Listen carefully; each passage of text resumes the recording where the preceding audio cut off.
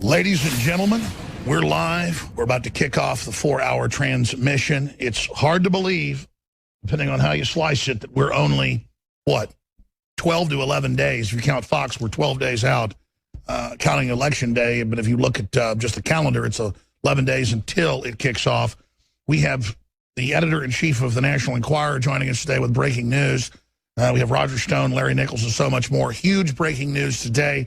But first, I'd like to kick the transmission off with an extremely powerful John Bowne report that cuts right to the heart of the matter.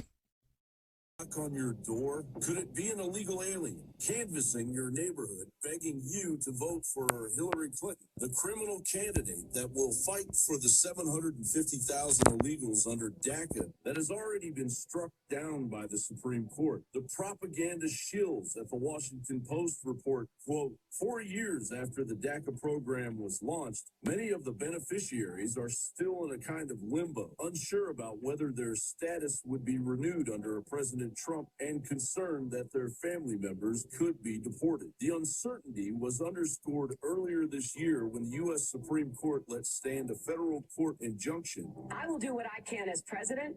I'm hoping if we win back the Senate and we win the White House again, the Republicans are going to see the error of their ways and quit using immigrants to divide our country and quit taking the kind of mean-spirited actions that they do. You know, I was the first person to call out Donald Trump. I said, basta, enough of this prejudice and paranoia and the kind of language that he uses.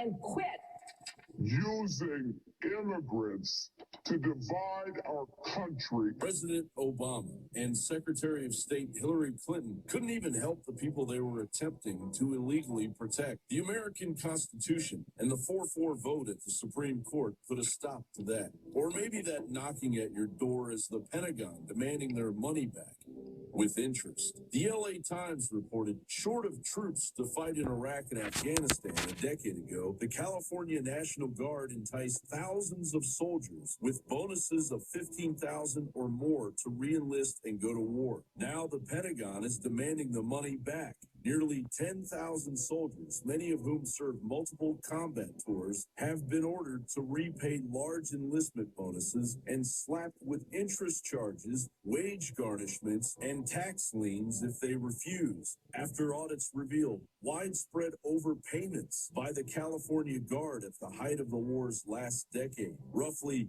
$30 million needs to be paid back. Meanwhile, the Pentagon's black budget, taxpayer money, fueling the unconstitutional COG shadow government, rose from $52.6 billion in 2013 to $59 billion in 2015. Or maybe that person knocking on your door is an Obamacare rep who stopped by to tell you that your premiums have gone up by at least 25%, warning you to be prepared when your medications have to be switched because the health insurance companies are jumping overboard from the Titanic that is the Affordable Care Act. one fix that would drive premiums down. Look, once again, there's no sense in which this has to be fixed. The law's working as designed. Well, whoever it is, you should probably exit your home from a back door and get out there and get in that early vote, because at least that vote will put a stop to this bureaucratic liberal madness, right? Early voter Lisa Howlett reported Republican straight ticket was highlighted. However, the Clinton cane box was also highlighted. I tried to go back and change and could not get it to work. Shandy Clark also reported, I had a family member that voted this morning and she voted straight Republican. She checked before she submitted and the vote had changed to Clinton. Is it any wonder why Hillary Clinton is soaring in all of the fake polls while her VP candidate can only attract an audience of 30 to his rally? While Trump and Pence bring in tens of thousands, the entire machine is rigged. Not just the voting booths, the entire damn nation. That is our federal government, top to bottom. It's the great American screw job. And just in time for Election Day, the scum that has risen to the top of the globalist-owned and taxpayer-funded bureaucracy want you to know just how much they really loathe you, America. John Bowne for Infowars.com. It has become a giant circus to distract us from the fact that our entire future is being stolen. We'll be back.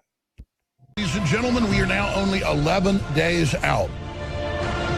And my head is swimming with the possibilities, with the probabilities, with the different developments. Wow, the Democrats and their operatives are promising to burn down the United States if somehow Trump gets in.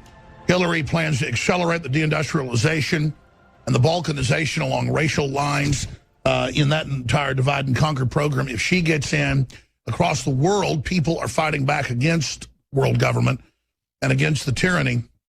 It is an amazing time to be alive. We have so much here to go over. Wow. So much here to break down today. All over the United States, reports are flooding in, and people are taking photos of it as well, of where their votes are being flipped. But Texas is a major focal point. And driving into work today, I saw one polling place that had a line about 200 feet long out the door, and I've tweeted that out at Real Alex Jones on Twitter.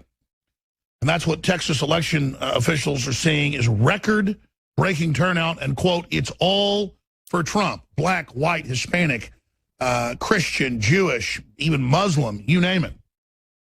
Trump has come out after a Drudge Report linked to several of our articles detailing it in the last 2 days and is warning of vote flipping on machines.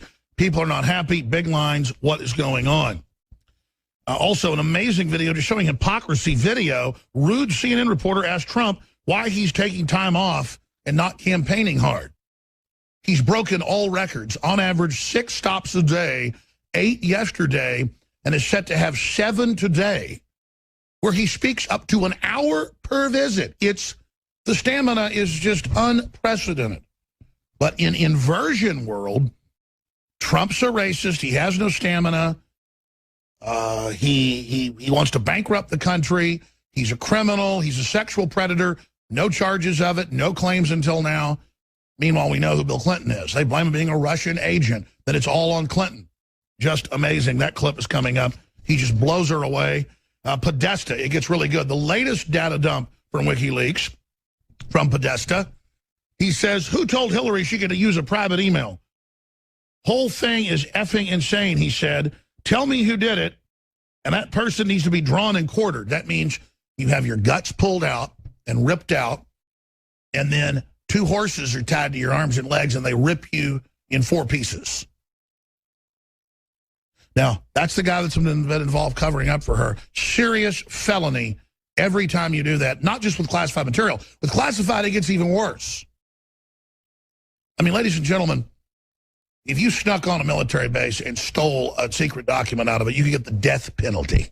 And the point is, they are applying it that way to everybody else. Trump promises new deal for Black America. We've got the clip where he breaks that down. Meanwhile, guess what's in WikiLeaks? They talk about how David Brock thinks black people are stupid. Look at that creature. I mean, anybody that grows a fake Einstein haircut to make you think they're smart. But by the way, liberals see an Einstein haircut, they bow down. Liberals are all about costumes and festooning themselves with BS. Meanwhile, in the email, they talk about how David Brock thinks black people are stupid. Leftist controllers hate everybody, folks. I'd love to just say they're going for black people. No, they want you all poor, under their control, period. It's in the emails. They want you dumb. They want you stupid. They want you under their control. They want you in debt. It's a form of slavery. Meanwhile, new WikiLeaks, Clinton campaign circulated Paul Ryan relative as possible Supreme Court pick. Wonder why old Blue Eyes is like that. Ex-State Department directive, a department employee, everyone since sensitive info to private emails under Secretary Clinton. They go on to say, honestly, she just did it, so we changed our policy and did the same thing. That's how it works. Meanwhile, Hillary aide rushes to her side to help her climb a step. We have photos and video of her clearly falling down, beginning to fall down again, and having to be helped because she starts to have one of the little minor seizures, little baby seizures. Meanwhile, get ready for civil unrest. I mentioned this survey finds that most Americans are concerned about election violence, and a big index of tweets and Facebook posts by liberals shows that they're all, basically, almost all of them saying they're going to get very, very violent. Well, let me tell you something.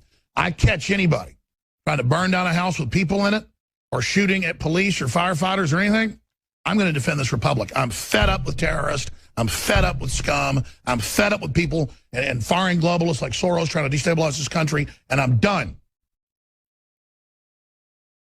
But don't worry, USA Today says Clinton builds lead in divided nation worried about election day violence. In every major poll where they only sample 9% more Democrats, that's the bottom. He's beating her by 2, 3, 4, 5 points. But don't worry, USA Today, let's go look at the methodology. Oh, she's built a 10-point lead magically, getting you ready for the fraud. So we're going to be breaking that down in great detail.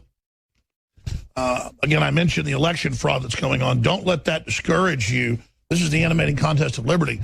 You have a right in your private polling area. The polling official's not supposed to be in there. And they're misinterpreting laws. We've looked at it, telling you you can't be videotaping with your own phone or photographing your vote.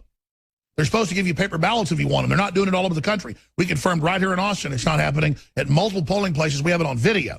And we're there to document it, not to interfere. We're outside talking to people in exit polls. That is what the media has always done. It's part of defending our republic and the integrity of our election system.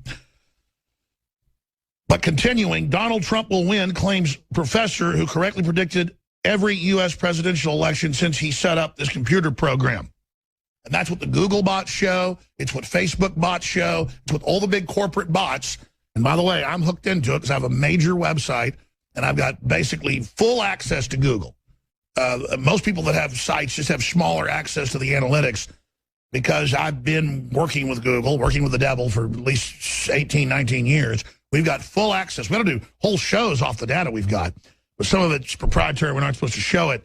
It's basically like an NSA interface, and it just shows Trump off the charts everywhere. I mean, Hillary has the excitement in the public of cleaning up dog crap out of your backyard when you're 12 years old and the dog's been out there for a week and you hadn't been scooping like you're supposed to, and dad or mom says, get out there before I let you go to the movies and scoop up the dog crap. That was my job. Both of you are, pick up the dog crap.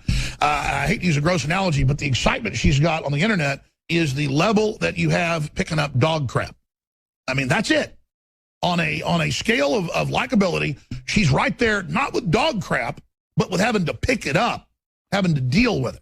A rotten, old, evil, demonic mafia crime boss representing the Chicago Mafia, the Dixie Mafia, the KKK. I mean, she is a despicable monster creature who, according to so many witnesses, her chef, you name it, constantly does not like black people serving her and will say, just what is that N-word doing? Get that N-word in here now. And we'll write on notes like lawyers do, get that N-word out of here. I mean, I cannot imagine having a black person serving me or anybody else and calling them names, just the degeneracy. She doesn't give tips. I'm sorry, I'm ranting. She steals furniture everywhere. She steals it out of the State Department, the White House, the cutlery. She's a egomaniac, psychopath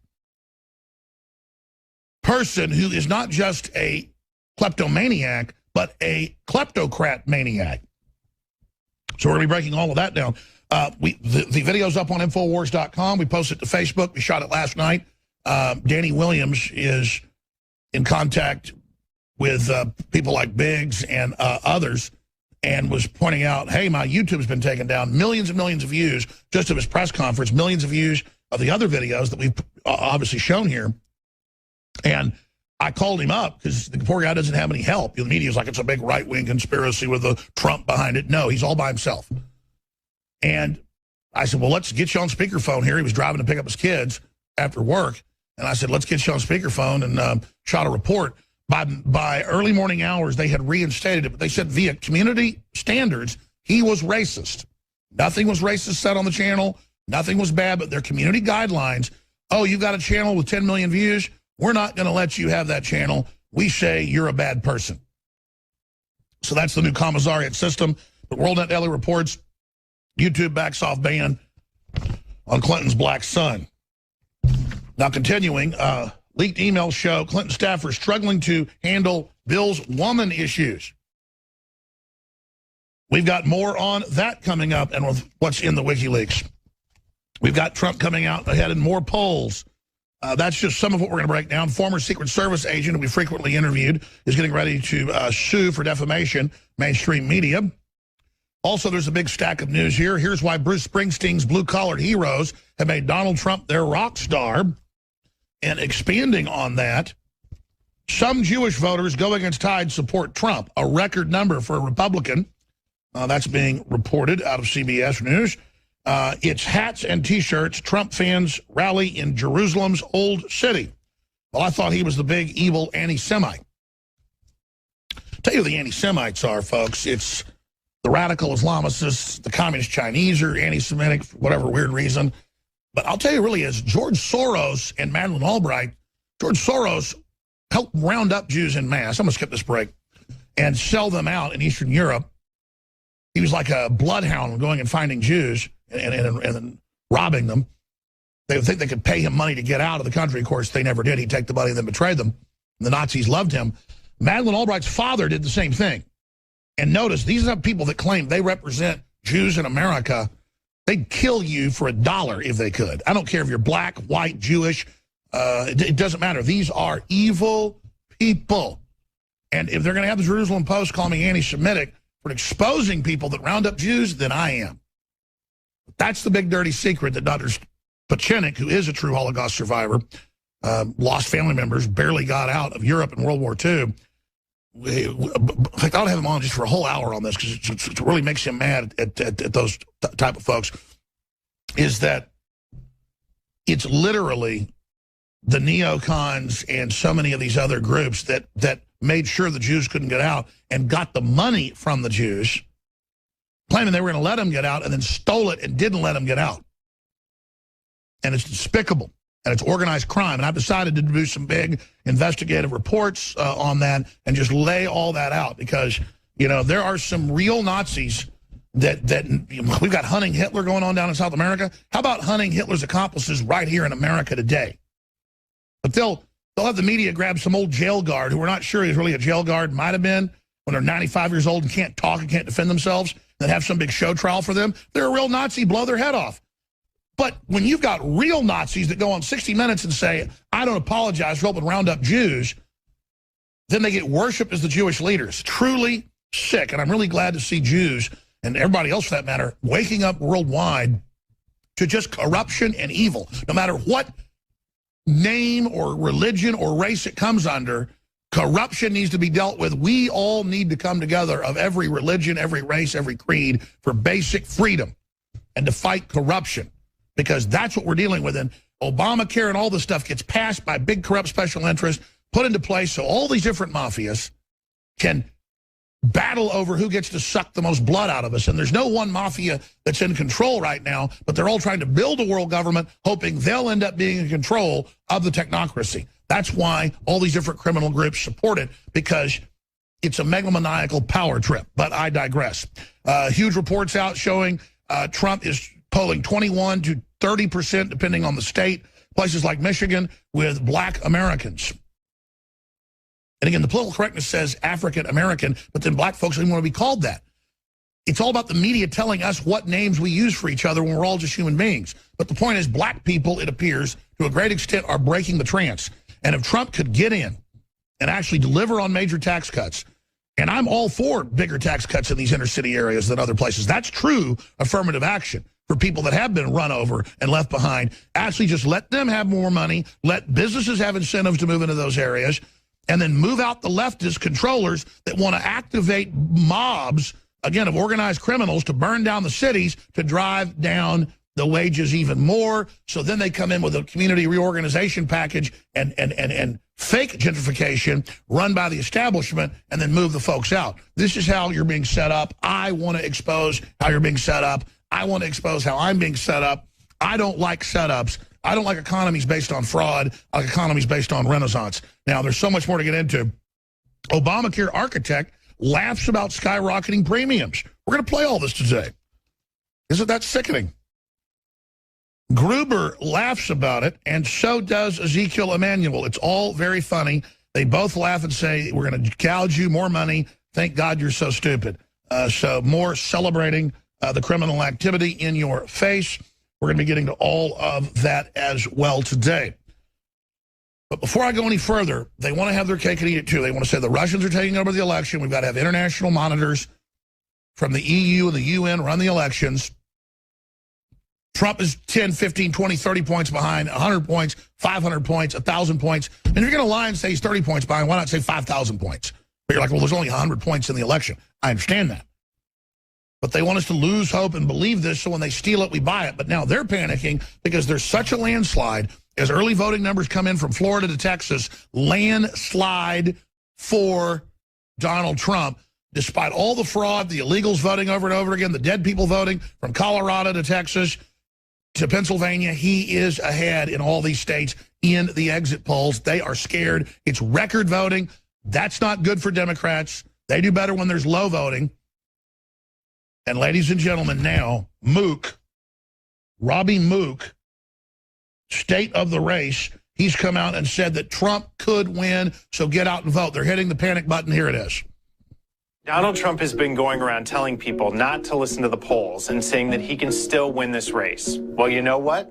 He's absolutely right. Hillary's got the wind at her back, but we can't become overconfident. We call states like Florida, North Carolina, and New Hampshire battlegrounds for a reason. They can go either way. In fact, there was a poll that showed Donald winning Florida. We've seen polls tighten since the third debate, and we expect things to get even closer before Election Day. Please visit iwillvote.com. Find out if you can vote early in your state, or if you requested an absentee ballot, please fill it out and send it back as soon as possible. All right, that's good. If you want to vote on election, that's enough. Get him off the screen. I can't look at him. Now, why are they doing this? They wanted the New York Times, USA Today, they all announced a few weeks ago, she's going to win in early voting, and we're going to call it early with projections, calling that a sampling for Hillary. The problem is the numbers from Pennsylvania, which is a true battleground, and Florida and other areas show him 2, 3, 4, 5, 6, 7, 8, even 10 points ahead in the samples that they're getting from early voting, and it's record level. So that's why they're panicking and saying, oh my gosh, get out there as fast as you can, because they can't steal a landslide. It'll become too obvious if at midnight, on November 8th, going into November 9th, they're having to do stuff like they did in Ohio, taking hundreds of precincts with thousands of voters in each one and giving 100% to Barack Obama. I mean, they don't want to do ham-fisted stealing like they did with Mitt Romney, because this landslide's even bigger. Now, let's go ahead and go to the next one. Texas official, this is Fox, sees record-breaking turnout, and it's all for Trump. Here it is. We are seeing, we have a record number of people registered to vote in Texas. We're having record turnouts the first day, the second day of early voting. And it's not Bernie Sanders supporters coming out to support Hillary, and it's not Barack Obama supporters coming out to support Hillary. But it's a new surge of Trump voters. Many have never registered to vote. Many have not voted in 8 or 10 elections, so they're not recorded in the polls. I think this indicates that it's going to be a crushing victory in Texas for the Trump campaign.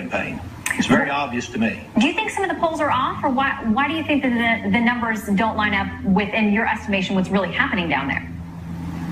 Well, I know for a fact that the polls are off because they oversample Democrats by about, some of them 8, some of them up to 16% are oversampling Democrats. They're oversampling women 5 to 8%. So the Republican vote is underreported. Plus, there's no way to sample this extra 20 or 25% of new voters that are Trump voters. They're not Republicans, they're not Democrats, they're pragmatists. They're tired of the status quo, and they won't change. And they see the Donald Trump campaign he's the change agent.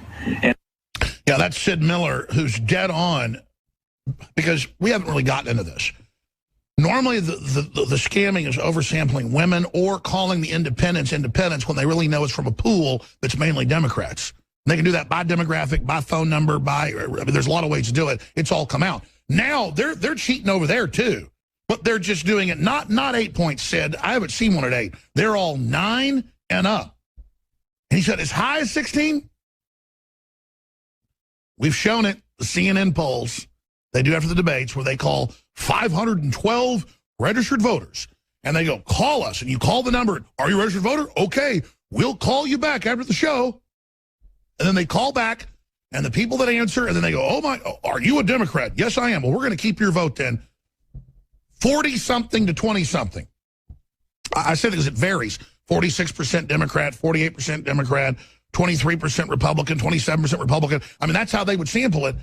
double the Democrats. We're not talking about 16% oversampling. We're talking double. This is ridiculous. Of course Hillary Clinton was winning by 68, 70 points. Oh, just in, CNN poll, 30 minutes after the debate, we've got the first sign of it poll. She's winning by 68 points. Well, she better be. She better be if you're double sampling. Hell, she should be at 80% of your double sampling. This is ridiculous. So again, that's why you see the votes being flipped. The reports coming in from Ohio, the reports coming in from Texas. She said, well, that's not a battleground state. Whatever, they're doing it because they want her to probably try to win the popular too, because it'll look bad if she doesn't.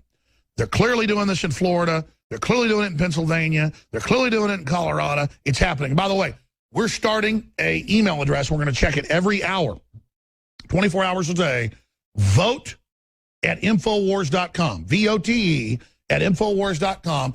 Screenshots, photos, videos, YouTubes you've shot yourself of fraud happening. Whatever. You send us that, we'll be checking it constantly. I want all the reporters to be checking it every hour with reports you've got, what you've seen, what's unfolded. I saw a polling place this morning, saw a line 200 feet long out the door, pulled over, boom, got a shot out the window of the car, tweeted it out. It's just intel, intel, intel, intel, intel. All of it's important. Send us your intel. Vote at Infowars.com. We got big stuff coming up. Ladies and gentlemen, we are only 11 days out and massive evidence of frauds coming in all over the country, flipping votes. Donald Trump is tweeting, very concerned. Election officials have had to pull out some of the electronic machines saying, yeah, they're flipping, and then turning them back on, going to paper ballots. We've got Democrats on video with Project Veritas from the director of New York's elections right down to the people that are actually doing it, admitting organized crime fraud on an industrial scale to steal the election. We have them admittedly being caught in WikiLeaks, paying companies to oversample for Hillary. In some cases, 40+%. The average is about 16% to show her ahead. This is crazy.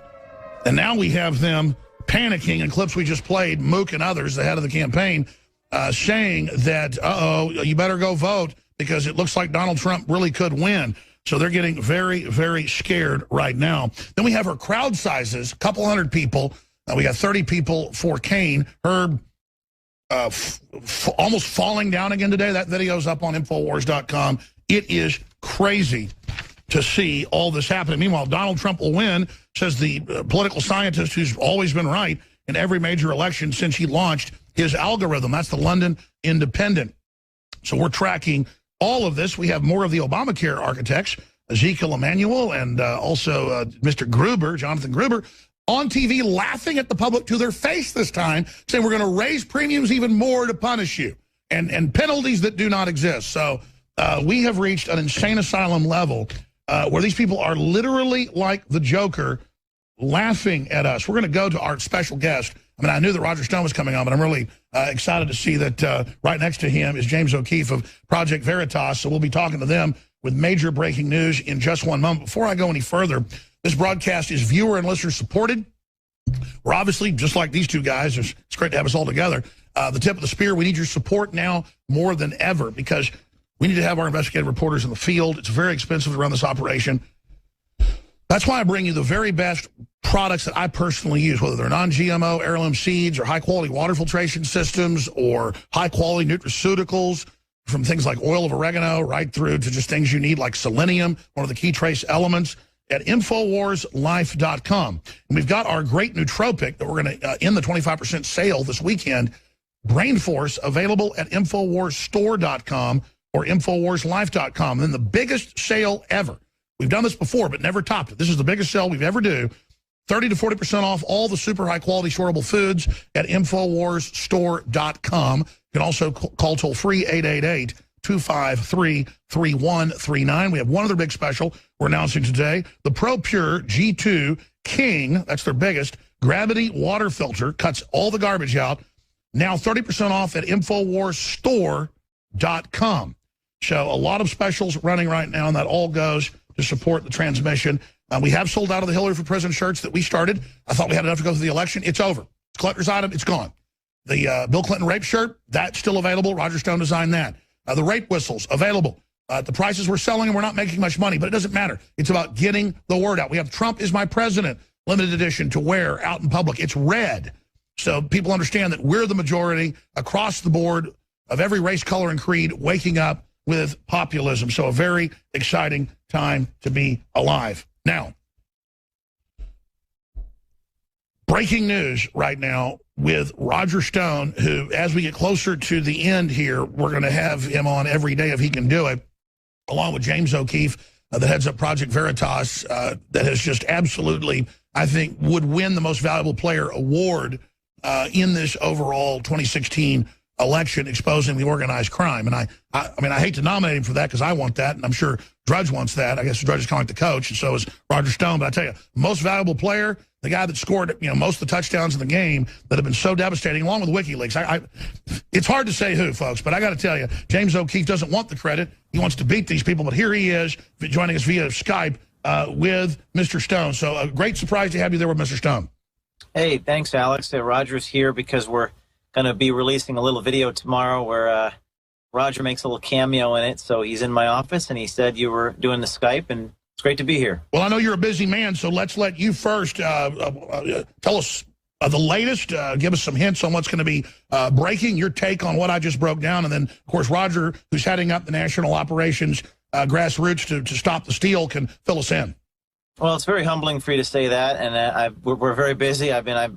We released 4 installments of the series. This week, we found out that Hillary was personally involved in dressing people up at these protests to elicit a violent reaction. And the White House has been asked about it, and Trump brought it up in the debates last week, as you saw. We released part 4, where they took money from a foreign bank account and then returned it. So 2 people have been fired. There may be more fired. We're releasing another video tomorrow. And as it relates to voter fraud, the New York City Commissioner of Elections, after our video last week, was issued a subpoena because he said that they bust people around. And him and de Blasio right now are at war with each other. So he was issued a subpoena, and we're going to see what happens there.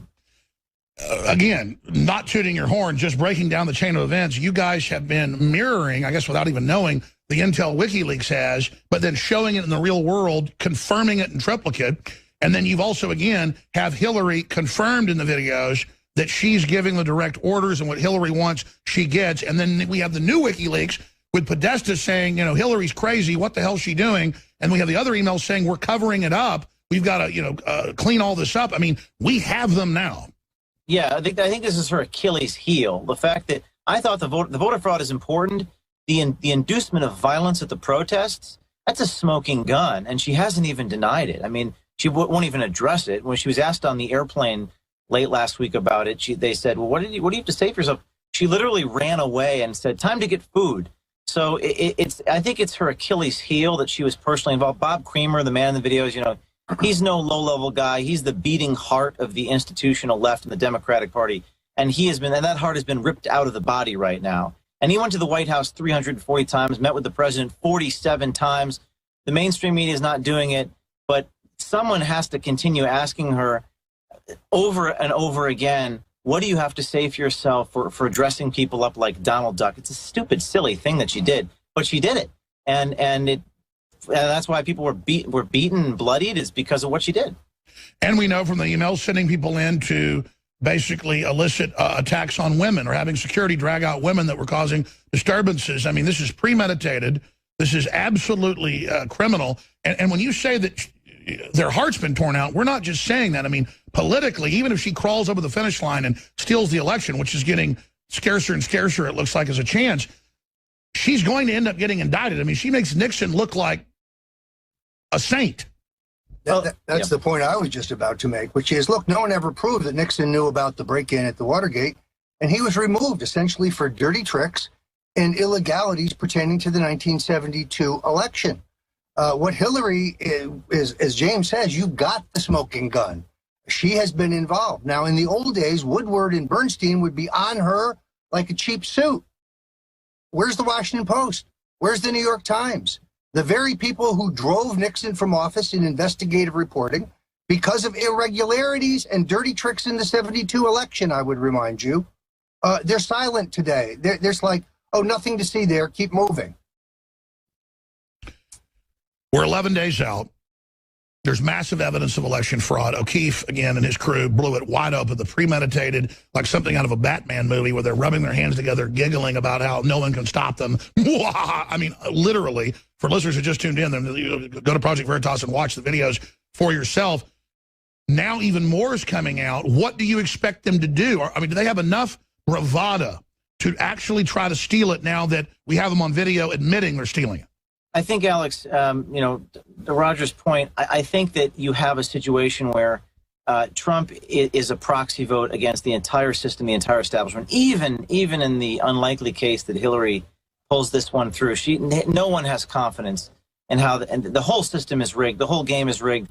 And what I said to you last time is that this story is not just about the corruption and the fraud and the illegality, and that she was personally involved in protests, which all of her people said that she was, and that they were talking about busing people across state lines and proudly saying it. It's a story about how the citizens of this country are so fed up and so angry with the media that like we're the barbarians at the gates. Yes. Millions of people on social media putting pressure on the mainstream media to cover this story. This is a turning point in our country's history right now, because you have millions of people with nowhere to go except for your show. And they view Roger as a leader. They view Project Veritas as a leader. This is a turning point for our country. We don't need the Washington Post anymore. Woodward and Bernstein. Absolutely. And we're not just saying this for listeners because this is so historic. Undoubtedly, they even admit this. They're hitting the panic button in a whole bunch of big publications, as you know, admitting they're dead, admitting everyone hates them, admitting they're a shadow of a shadow of a shadow, and admitting that they have destroyed all their credibility, and that if they're crazy enough to just put Hillary in now, that will be the absolute coup de grace tombstone. I mean, we have fought her, the people have fought her, and now the system is completely chewed up and bleeding to death. That's right. No one has faith in the system anymore. Right, and you look, we have an early warning on what's about to happen in these elections. I mean, since I announced the Stop the Steal exit poll program, by the way, the three networks conduct exit polls on a regular basis. They contract out to do it. No one accuses them of intimidating voters. But since we announced the Stop the Steal exit poll program in 7,000 selected precincts across the country in key states, the attack on us from the left and their running dog lackeys has been outrageous. Racists, thugs, a motley crew of stumble bums that are going to be threatening people at the polls. Oh, they're going to be wearing badges. By the way, no badges. No, we're going to run a neutral exit poll. It's not like a guy comes up to you with a Trump hat and a Trump t-shirt and Trump buttons and says, hi, I'm taking an exit poll. This is going to be done on a scientific basis, and it has panicked the establishment because they know we can compare the exit polls with the actual results and have evidence, conceivably, that you could take into a federal court to overturn this election. The great danger is the rigging of the machines. It's not just voter fraud. James, I think, has uncovered a torrent of dirty tricks, and he's on the edges of their attempts to hijack this election. So it is you can see what's coming through what's happening now in Texas and other places. You're starting to see the machine twist. And that's my question. We're awake. The world's awake. The frauds all come out. Veritas has them admitting they're trying to steal it. We have the WikiLeaks admitting they're trying to steal it. They're rigging polls. They're panicking. So now that they're with the lights on, trying to creep into the house and steal the jewels, are they still going to do it with a sports stadium of people watching them? I'll tell you that the Attorney General of Delaware just put out a memorandum where they said you're not allowed to film or expose things at the polls. So I just got that on my desk this morning. They're trying to stop people like Veritas from going and filming and uncovering it. They're going to make it illegal. They're going to criminalize journalism. They're going to try to shut. Everyone always said, "Well, Hillary gets elected, James, they're going to put you in jail."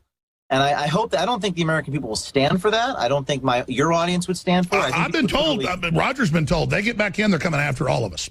Yes, they're going to come after. Well, not unless your audience puts pressure. Like Jack Dorsey, the CEO of Twitter, kicked me off 2 weeks ago, and 40,000 people sent tweets to Jack Dorsey, and then they reinstated us. Since you mentioned that, they kicked with 10 million views on that channel, another 20 or so on his, 3 on ours. So we're talking 30+ million views. They kicked Danny Williams off YouTube yesterday saying his videos were racist. There was nothing racist in them. This is the new community guidelines. Now, because of pressure, they put them back today. WorldNet Daily's reporting. What do you make of that? Exactly. Because of pressure, they put him back today. So I think we're fine as long as your audience and Roger's audience and my audience, as long as we put pressure on the machine. But the fact that the United States Attorney in Delaware is making it, or the Attorney General rather, is making it illegal for me to film the fraud. That's now we're entering a brave new world. Sure, and how does he circumvent the laws that are already there that you can be outside? Because we have crews outside, and people are running up to us saying, you're a criminal as well, but they're letting people with Hillary stickers on them go in and actually solicit votes. In fact, here's a clip that came out on Twitter this morning, was sent to us by the activist. Vote at Infowars.com, folks. Send all your links there. Vote at Infowars.com to that email. Here's a lady going up to a Clinton operative with a Clinton, a badge, armband, basically, who's recruiting people to vote at the polling station. Now, that is illegal. Here it is. Stickers if you're registered people to vote in the state of Nevada. Can you show me the law that says that? Yeah, I sure will. What's your name? Really? You better hide your face, because I'm going to call the news on this one. We're going to put you on InfoWars. So you're another one. You're about the 5th one in the state of Nevada wearing Hillary stickers. You know you can't be wearing Hillary stickers if you're registering people to vote. You can't. No, it's a free place. So what's your name? So what's your name? It goes on and on. It shows the polling place right behind her. Now again, it's the law varies, but I think she's on the edge of it. The point is, this is the brazen behavior. And notice the lady that sent us this tweeted it at O'Keefe, Roger Stone, and InfoWars. People understand those are the places to report this type of stuff. We will get it out. So thank you, listeners, for taking action. Roger, James O'Keefe? Yeah, let me address this. The 50 states have different laws pertaining to the conduct inside and around a polling place. And most states allow electioneering a certain number of feet away, several 100,000 usually. Therefore, asking people outside a polling place when they leave how they voted in a scientific poll, well, as I said, the networks do it. It's very common. Videoing those conversations outside the polling place, which is at this point not part of our plan, but would be entirely legal. As far as electioneering, again, as voters approach the poll, outside a certain number of feet, generally speaking. But officials inside wearing Clinton paraphernalia, people going in and out wearing Clinton paraphernalia, this is clearly sure, illegal. To be clear, according to the Twitter person, a reporter, she was going in and out. The point is, she's telling people as they're going in and going out. So correct me if I'm wrong, you shouldn't be talking to them as they go in, especially if you're festooned with Hillary badges. Unless you're a certain number of feet. So if she saw people in the parking lot, let's take Connecticut, the state I know. I think it's 230 feet from the polling place. You're allowed to electioneer, hold a sign, cheer, hand out flyers, anything you want. But a certain number of feet away from the poll. You can't follow the voters in. So she can't be at the door to the grocery store. Correct, exactly. But she could be on the outer edges of the parking lot of the grocery store. Okay. This is just too historic what's happening. I'm skipping this break, too. This is just so great to have you two guys here with us. And I know you've got to go in about 10 minutes, both of you. James O'Keefe, what happens if they try to steal it? What does your gut tell you? Other key points, you've got the floor.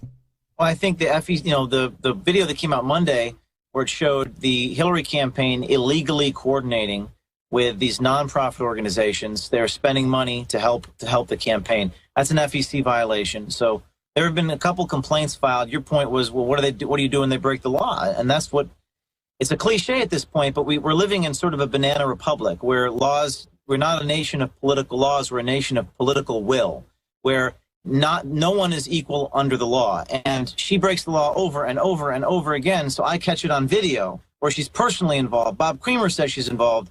They're bragging about how they coordinate. On Fox News, Brad Woodhouse said, of course I coordinate with Hillary Clinton. He's bragging about the fact that he's doing illegal campaign coordination. We issued an FEC complaint. We sent out an email campaign to 100,000 people, put pressure on the FEC. What more can we do? The law enforcement agencies of our country are not going to enforce the laws. I mean, I'm a journalist. I can report facts. I can put it on videotape. But it's very concerning. And to quote him, he says, there's nothing the government will do. We're above the law. He literally does the famous criminal celebration. But wasn't the whole lesson of Watergate, no person is above the law? Isn't that what the liberals said over and over again in the when they removed Nixon? Now it's very clear that that certain people, call it elite deviants, if you will, certain people get a pass. They can sure, so let me ask you both. What happens if they steal it in front of God and country? James and then Roger. I think what happens is the people will revolt. I saw it. I saw it over the last 2 weeks. I've never seen anything like this. I agree. We are witnessing a populist revolt on social media. People don't give a crap what the New York Times says. They don't believe them anymore. So if you have 50 or 100 million people in this country who have no one to speak for them, what's going to happen to those people? I think that's a powerful movement of people that are going to literally revolt. It's not going to be with pitchforks. I think it's going to be on social. I think it's going to be on media. I think they're going to literally revolt. And I think we're already seeing that. Mainstream media admits everybody hates us. We're losing subscriptions. We're losing sponsors. They've gone from being absolutely not trusted to being absolutely hated. Roger, what happens next? The important thing, Alex, is we just can't have a supposition based on circumstantial evidence that this was stolen. You need hard evidence that would be admissible in court. And that is why we at StopTheSteal.org are trying to create a legal record. That's why we're doing these exit polls, so they can then be compared. Within an hour of the polls closing, we hope to have an entire analysis, and we will be able to hand Donald Trump, or the Republican National Committee, if they're really for Donald Trump, a package that shows that this election was heisted, if it indeed is heisted. Again, don't get distracted by voter fraud. It's significant, but that's not the ballgame. No, I agree. The big issue is going to be the vote flipping by the machines, which we've confirmed in Texas. I have family that's scared to come on. It happened to them, okay? I tried to go vote this morning. The lines were too long. That's why I have the photo. I just was like, good God, there's a 200-foot line, and inside the building was a snaking 60-foot line and like 100 people waiting. So used to, if I went and voted, there might have been 5 people there in early voting. That's why I like to vote early. So what does that signify? Giant lines everywhere, almost everyone voting for Trump, according to election officials, what people are telling them, exit polls, and we're being told Texas is close. This is a part and parcel of the two-step. Step one, create a false level of anticipation, of expectations. Step two, rig the machines to meet those expectations. Nobody will be the wiser. It's the perfect crime. That's why it has to be detected through exit polls. If they would allow us to inspect the software for the machines in advance, we could determine that this is not happening, but they will not allow that. Secondarily, these machines can be rigged at the central server. They can be rigged by somebody inside the local board of elections, or they can be rigged by a person carrying a $15 device that he bought at Best Buy. And that's been proven by HBO. I want to get final comments from both of you because I know you've got to go and, of course, give out the websites. But talk about Project Veritas, huge coup last week. Here's Scott Fovel, the #2 minion of the top Democratic operative, Kramer, saying, hey, we're above the law. It doesn't matter. We're not worried about the press. Here's that clip. The question is whether when you get caught by a reporter, does that matter? Because does it turn into an investigation or not? In this case, in this state, the answer is no. Because they don't have any power to do anything. Right. So this is sort of maybe not stuff. That's good. He goes on and on. So James O'Keefe, we don't have any power to do anything about it. I mean, I've been asking the questions here. Other points you'd like to add, James O'Keefe of Project Veritas? Well, I think the point is, in that clip, Scott Fovel specifically said, the Republicans are too weak in the knees to actually enforce the laws in the state of Wisconsin. Now, I will tell you that in the last couple days, sources have told me we've been contacted by law enforcement agencies, and they are planning on pressing charges. Now, whether they go through with it, this is what their plan is at this point. Sure, they want to go forward, and then Loretta Lynch stops it. Right, but this is really shocking. What he said. He said I could F-U-C-K my mother and get away with it in places like Michigan and Wisconsin because the Republicans are too weak in the knees to actually do anything about it. That's right. That's the main story. It's that they could do anything and get away with it. And that's because they're really Democrats. The WikiLeaks prove that Rubio and Ryan are actual Democratic operatives. Yes, it's worse. It's worse than we think. They're unwilling to enforce the laws. and you got a man. They're very embarrassing to the Republicans. In closing, I want to say this right now. And if you guys do 5 more, you can. If not, you can. I mean, I've got guests coming up, so I understand. But let's all spend some time talking about Project Veritas, talking about Stone Cold Truth, and Infowars.com. We are the tip of the spear. We're not bragging. In fact, it's not that fun to be under all these attacks. We need support. Buy my books, buy my videos, buy the high-quality products at InfoWarsStore.com. We have great prices on high-quality storable food right now. Great Trump is my president limited edition shirts. 25% off on some of our supplements. InfoWarsLife.com. I need your support. You guys, call for support. I mean, we are like the battle axe going up against the enemy. We need folks' support. They are supporting us. I want to thank the viewers and listeners, but Roger and then Veritas, you guys spend 30, 40 seconds apiece for calling for support. Well, let me start here. I urge people to give to James' program. It is the tip of the spear. And he has been able to learn and document things that have been vital to this overall effort. You'll recall, Alex, that many months ago I said here on InfoWars that the demonstrations at the Trump rallies that burst into violence was all being instigated by Soros-paid operatives wearing Bernie T-shirts as a false flag. We now know that all of that is accurate thanks to the work of Veritas. So I strongly urge your listeners to pony up. No better bang for the buck than supporting Project Veritas. Absolutely. And no better bang for the buck supporting Roger Stone, StoneColdTruth.com, or Infowars.com. It's a total war. Commit now. James? Thank you. Yeah, exactly what I mean, Roger is doing good work. He's getting the message out. We were talking before we came on the program about how I'm in cabs all around the country on my journalism, and the cabs are talking about Alex Jones and InfoWars. So stay tuned. We got more coming out. ProjectVeritasAction.com. All right, gentlemen, I want to thank you both. Roger, let's talk again tomorrow if you can do it, because so much is moving so fast. Thank you so much, gentlemen. Thank you. Tomorrow, Alex, a special report on Pennsylvania. Pennsylvania now moves into the toss-up category with Donald Trump on the move. All right, very exciting. Hour 2 straight ahead. Hard to believe Weldon Henson's been in this operation more than 10 years since he got out of the Air Force. Now he's married, got kids, the whole 9 yards. A good friend of mine, great country music singer as well. You can check out his website. But I saw him out here in the hallway. He went and voted, too. He was just talking about how crazy everybody he talked to was for Trump. Black, white, Hispanic, you name it. And literally 30 seconds ago, I said, drag him in here, set the chair up. Let's get Weldon Henson, who's our shipping and store manager, doing a great job here, getting them the info war to the next level. Weldon, I haven't heard what you wanted to tell me you were so excited about. I just said, say it on air. That's kind of my rule with the crew. Say it on air. Because, we're not just in a bubble here. We're talking to the whole world. You were super excited. What's going on? No teleprompters here. No, I went out to vote this morning. Obviously, the lines were out the door. I saw 200-plus foot ones. I couldn't vote. It took me an hour. It took me an hour in line. But, I'm sitting there talking to people. I don't see how Hillary Clinton can win. That's what I was trying to tell you before he drugged me in here. But it was pretty amazing. Everybody was excited. People were concerned. You could tell there was a genuine concern. People were serious. I mean, they were excited, but they were serious. I don't see how Hillary Clinton can win, I guess. But again, if they cheat and put her in, they get even more serious. We can't lose. We can't lose for winning. Right. I mean, it's true. You engage, you win when you're on the right side. It's like the founder of the Texas Rangers famously said. He said, "A man in the wrong can't stand against a man who's in the right who keeps on coming." Keeps on coming. So I think we're going to keep on coming, Weldon. Absolutely. I mean, I think you're seeing the silent majority is finally starting to speak up. They're starting to come out and say, this is our country for everybody. Yeah. Can you believe the WikiLeaks just prove everything? They're even worse criminals than I thought. It's laughing and talking bad about black people, how they're dumb. What the hell? I stand in line. I brought some of this stuff up with some people that were a couple folks back, and people are actually engaging in conversation and talking about it, and they knew about this stuff.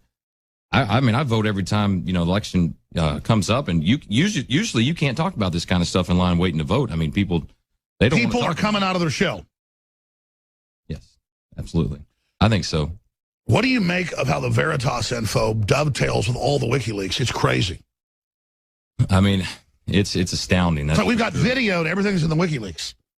We don't just have the emails they admit are real. We have the video of these people literally going, "Oh, we're going to rip them off." And then Gruber and Emanuel go on TV and go, "We're going to rip you off. Oh, we're going to hurt you." I mean, they can't even, what the hell are these people? If they steal this election, which obviously they're trying, I mean, you're going to see some amazing things happen.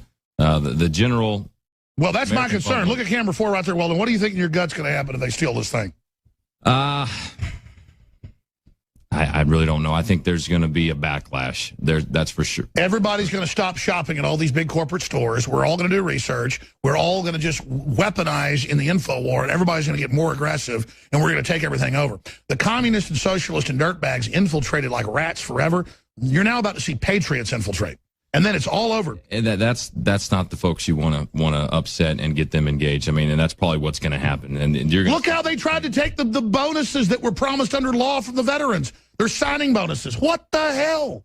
I mean, I don't know what I would do if they came back and said I had to pay my bonus back up for enlisting. That would upset you. Me. Sign a contract. It's a contract when you sign it. They never pay you enough to even live, so they go, give you 10, 20 grand, whatever, to sign up for another 5 years. That's not that much money.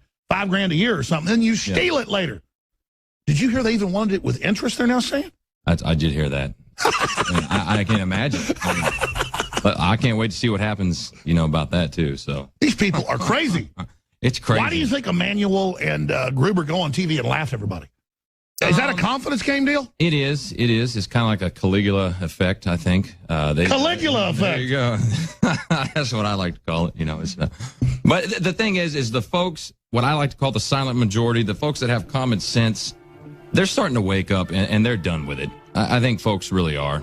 I mean, maybe it is a good thing we've had to go through all this. You've been up here for 20 years talking on air. People think you're crazy. Stuff's coming to fruition now. It's happening. Maybe this is good that it's getting so crazy that... Well, like you said, folks aren't saying we're crazy anymore. No, not at all. And they're not laughing anymore, too. Like it's not funny. I mean, it's serious. Folks were engaged in conversation at the polling booths today. I mean, they were engaged and they were serious. All right, great job, Will. Only 11 days. I'm Alex Jones. I'm your host. This is the Info War, now into the second hour. In the next 30 minutes, Dylan Howard, who is the editor-in-chief of the National Enquirer and a bunch of other big publications, is our guest. And I've been on air 21 years. I've been covering news for 25 since I got out of high school and got into RTF. And I never got how they demonized the National Enquirer, because that's where I heard about the plan to put implantable microchips in people 25 years ago, 10 years before it was on ABC News. And it was exactly right. That's where I learned about, Arnold Schwarzenegger and his Nazi ties, which didn't come out until decades later. And it was exactly on target. So many other things. Now, people get confused by National Enquirer with, other stuff about Bat Boy and other magazines that are up there at the counter.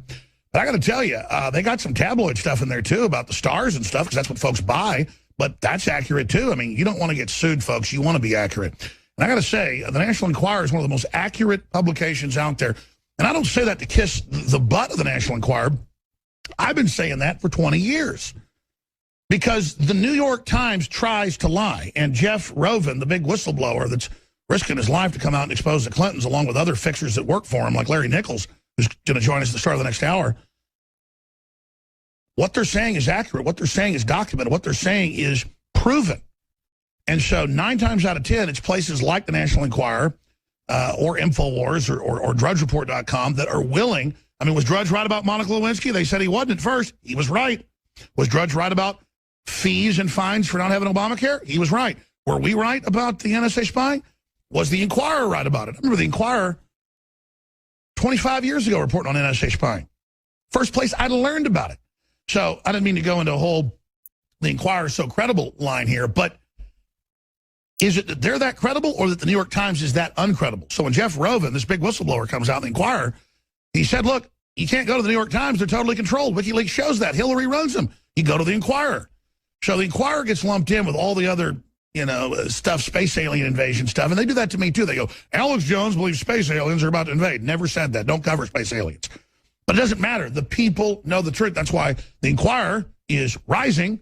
Mainstream media is falling. So that's a whole other interview about mainstream media versus independent media and where the mainstream's going, how it's like an albatross around your neck. But I want to get into their latest big installment this week that just hit newsstands. We're getting an exclusive here. Hillary Fixer breaks ranks. I arranged sex trysts for her with men and with women.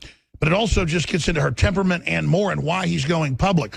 So Dylan Howard, NationalEnquirer.com, RadarOnline.com.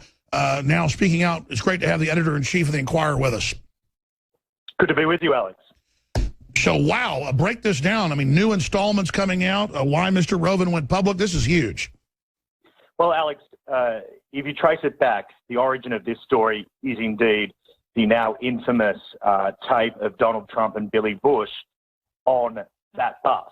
Now, as a result of that particular story, Jeff Roven decided to break 24 years of silence, step from the shadows, and unmask himself as the Hillary Clinton fixer, the hitman, the man who orchestrated and ran a backroom operation out of a Hollywood director's office, an off-the-books operation whereby he dealt with the biggest scandals, the biggest controversies of the Clinton administration. And this reaches the highest levels of the White House. And what Mr. Roven reveals is startling by its very nature. He tells us that effectively Bill Clinton and Hillary Clinton used brass-knuckled tactics, the type of tactics that you would think would be isolated to the mafia, in an attempt to sabotage those women who made allegations against Bill Clinton and also sabotage the federal investigation of their Whitewater land scam by special prosecutors. How did they do this? In the most disgusting and vile manner. Taking a page from perhaps something like The Sopranos, Bill and Hillary hired a squad of private eyes, people like Mr. Fix-It, to shadow the movements of federal prosecutors as they closed in on a potential indictment of the Clintons in the Whitewater probe.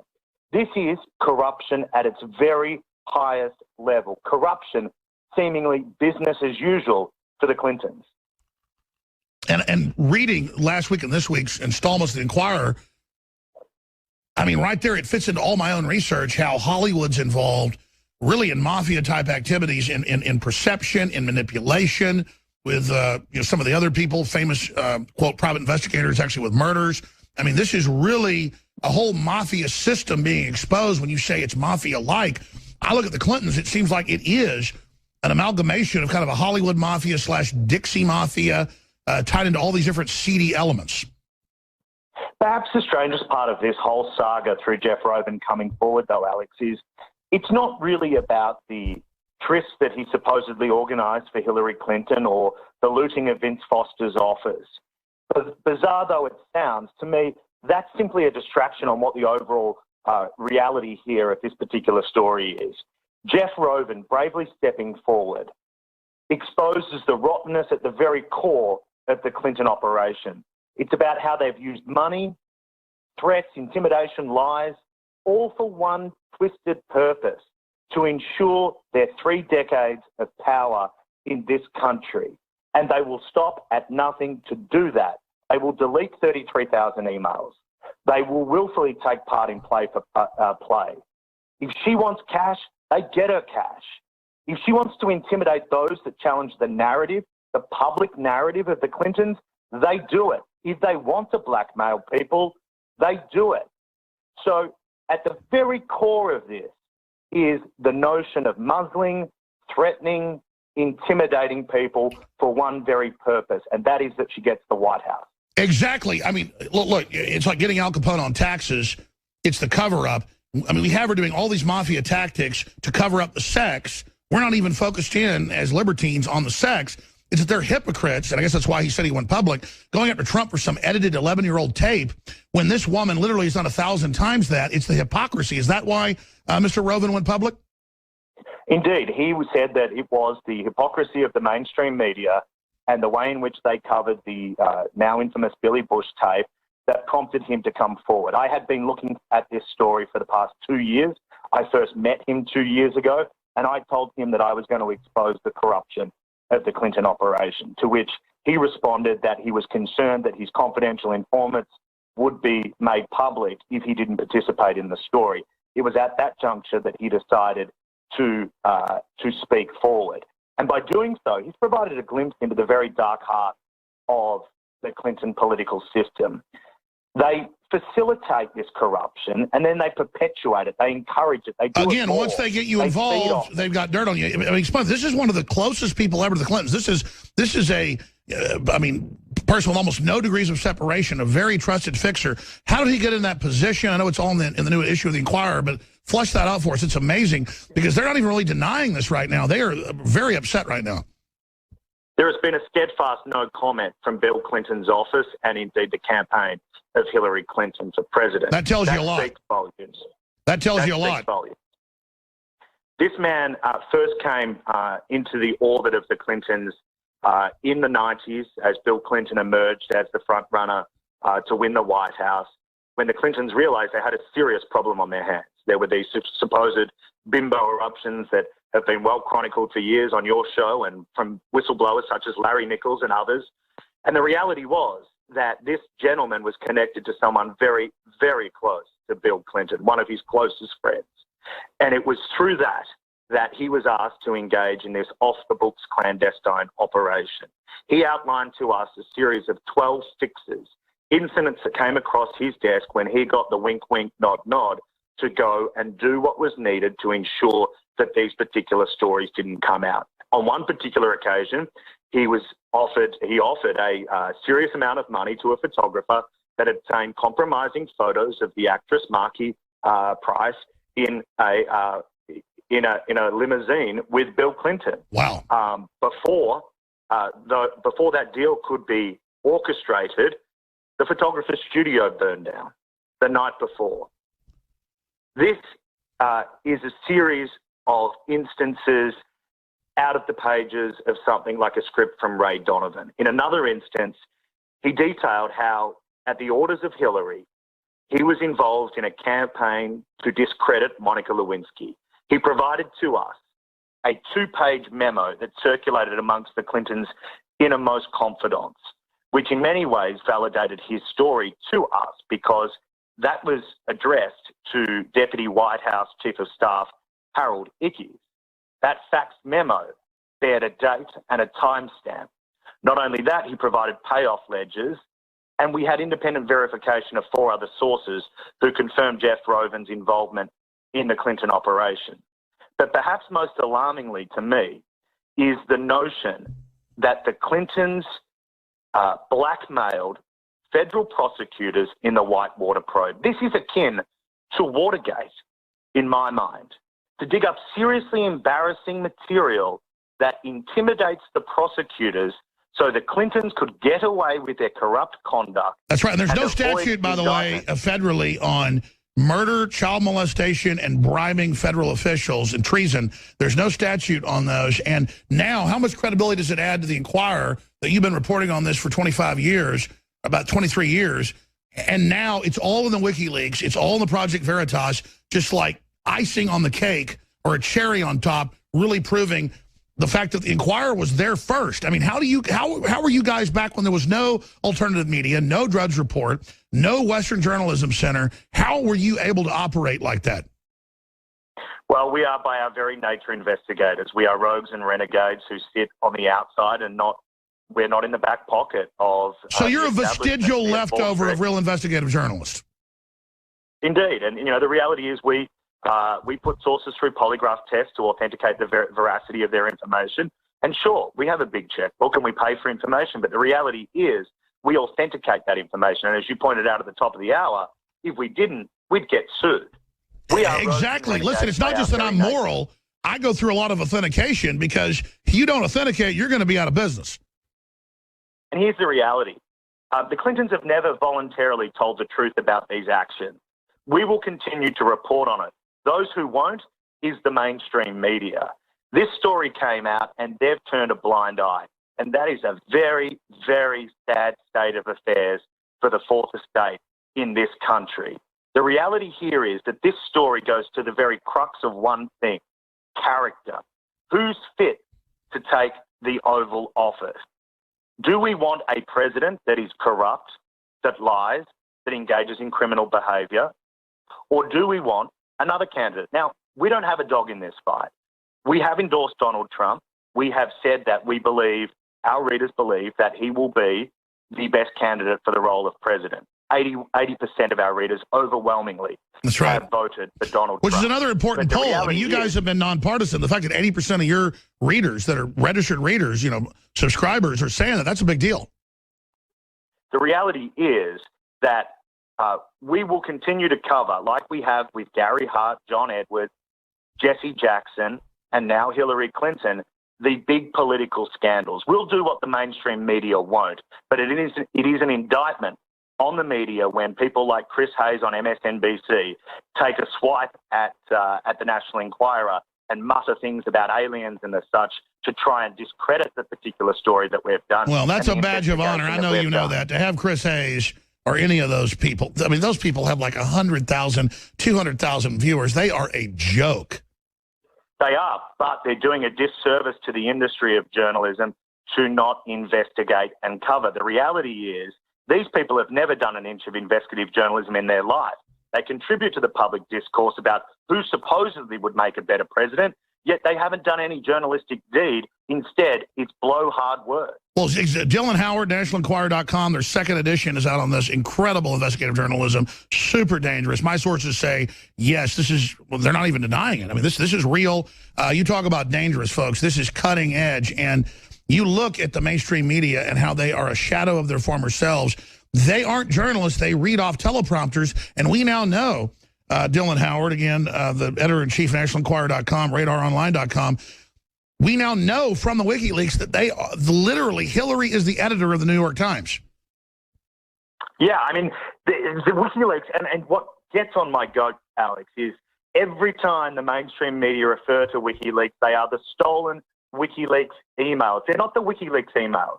They're not the documents that destroy Hillary Clinton, which in fact they are. Instead, they couch it, they create this narrative that these documents are not credible. But the reality is, whatever the origin, whatever it's smoking the source, gun. Yeah. These emails are illuminating. The reality about Bill Clinton's sexual life is that John Podesta, the campaign manager for Hillary Clinton, acknowledged that they had a problem with the Energizer.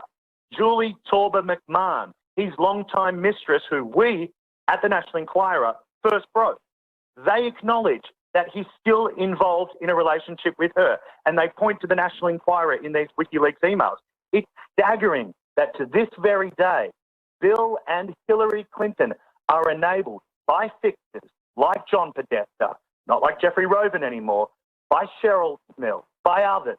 These people provide the Clintons whatever they want. I was about to say, Andrea Mitchell on video last week, the spokesman hands her the phone, she looks, nods, then asks the question. They don't even care. It's like they are totally insane.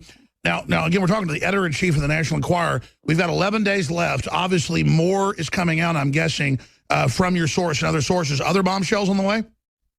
Well, yes, indeed. We know all these facts, as we've talked and discussed, because of Mr. Fix-It, Jeff Roven, unmasking himself. He was essentially one of the detectives tasked with shadowing the prosecutors involved in Whitewater.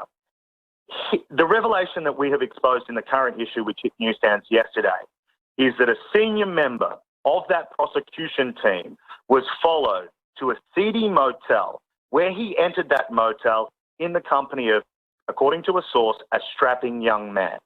Making sure not to use his own name when he rented the room, they had essentially a blackmail operation. The Clintons used this to leverage the prosecutor to step down from his involvement in the Whitewater. Now, let's spell this out. This is intelligence operations. This is what the Russians do. You're saying, coming out, this is in the new edition, but they're using sex operatives to set up prosecutors. This is incredible. Their tactics were the kinds of stunts the mob could only look on in joy and glee and probably embarrassment that they couldn't orchestrate something. Wow, there's the headline, National Enquirer. Successful effort. Bill and Hillary to interrupt. Bill and Hillary, their mob tactics to intimidate investigators. Now we know how they're controlling the FBI. Wow, please continue, sir. You've got 5 minutes left. I appreciate all your time. Just tell us everything, please. Well, I think the reality here is we have to, before you go to the ballot box, you have to ask yourself the very question as to whom is fit to take the office. The reality is that for 3 decades, the Clintons have perpetuated corruption at the highest level. They have ordered blackmail, intimidation, threatening tactics against those that challenge the public face of the family. And the reality is, despite their hands-off approach, if you like, we weren't involved, other people were doing it. The reality is that the traces go straight back to the top of their tree. Mr. Fix-It provided payoff ledgers to support that. And this should well be not only a fundamental question that voters ask themselves before they cast their ballot, but a question for law enforcement. If prosecutors involved in the Whitewater investigation were blackmailed, that is a crime, and a criminal should not hold the highest office in this land. Wow, I am just speechless here. You know, I know you probably got to go soon. We're going to break in about 3 minutes, but I'm told you may be able to hold a little bit longer because I want to come back from break and do 5 more minutes with you and play the clip from the last debate where Trump points at her 24 hours after the Project Veritas came out, where she ordered people dressed up as Sanders supporters to go attack Trump, obviously to demonize Sanders, her competition, and Trump, her competition. I was told that by the Chicago Police Department. We have sources. We first broke that with Roger Stone, but to see it confirmed and him going after her, I mean, it seems like whole orders of magnitude of corruption worse than Trump making a few locker room comments. I mean, I've got to be frank with you. I'm blown away by how much energy Hillary and her controllers have, because you get these emails from WikiLeaks. They're running hundreds of news agencies, and they've got interns basically running major newspapers telling them what to do. I mean, you talk about a control freak. It seems like Hillary is the definition of it. Oh, there's no doubt about that. She was essentially the puppet master pulling the strings here for those that worked at the lower level of this clandestine operation. But if you look back, you take a step back, let's put it into context. Here you've got the President of the United States facing potential impeachment, Hillary Clinton facing potential jail for her involvement in Whitewater. Then you have individuals like George Stephanopoulos, who is now at ABC News, okay, who was essentially a Clinton aide. You've got Harold Ickes. The trail of money leads back to a mega Hollywood name, a award-winning television and film producer. His involvement is connected to Mr. Fix-It, Jeff Roven. Jeff Roven is committing these actions at the behest of Hillary and Bill Clinton. This is a criminal conspiracy of the highest order. It beggars belief that it has not been investigated by anyone but the National Enquirer, though I do give props to Michael Isikoff at Yahoo News, who was at Newsweek at the time, who, in his book about the Clintons, discussed many of these tactics that were used. But it also begs the question, why has law enforcement not investigated this? I think we're sitting on the cusp of something very explosive here. I agree. I mean, if this is the definition, this is the definition of racketeering, where you've got Hollywood, the media, the prosecutors, the whole system, them packing the media with their admitted operatives so the scams could get even bigger into the future. Well, I mean, I've never heard of a criminal enterprise that had this big of dreams. I would challenge the federal investigators involved in Whitewater to step forward from the shadows before Election Day and tell their stories about what happened to them, what they observed, what they knew, what the Clintons Because there's safety in numbers. Dylan Howard, National Enquirer, Editor-in-Chief, please do a few more minutes with us. So I want you to come back because you're a smart guy and give us your plan to change this. I totally agree. Safety in numbers. Everybody needs to be all in, just like Jeff Roven, and tell the truth. Let the chips fall where they may. I was talking to Anthony Gucciardi during this last break, and, you know, he does some shows maybe once a week with us.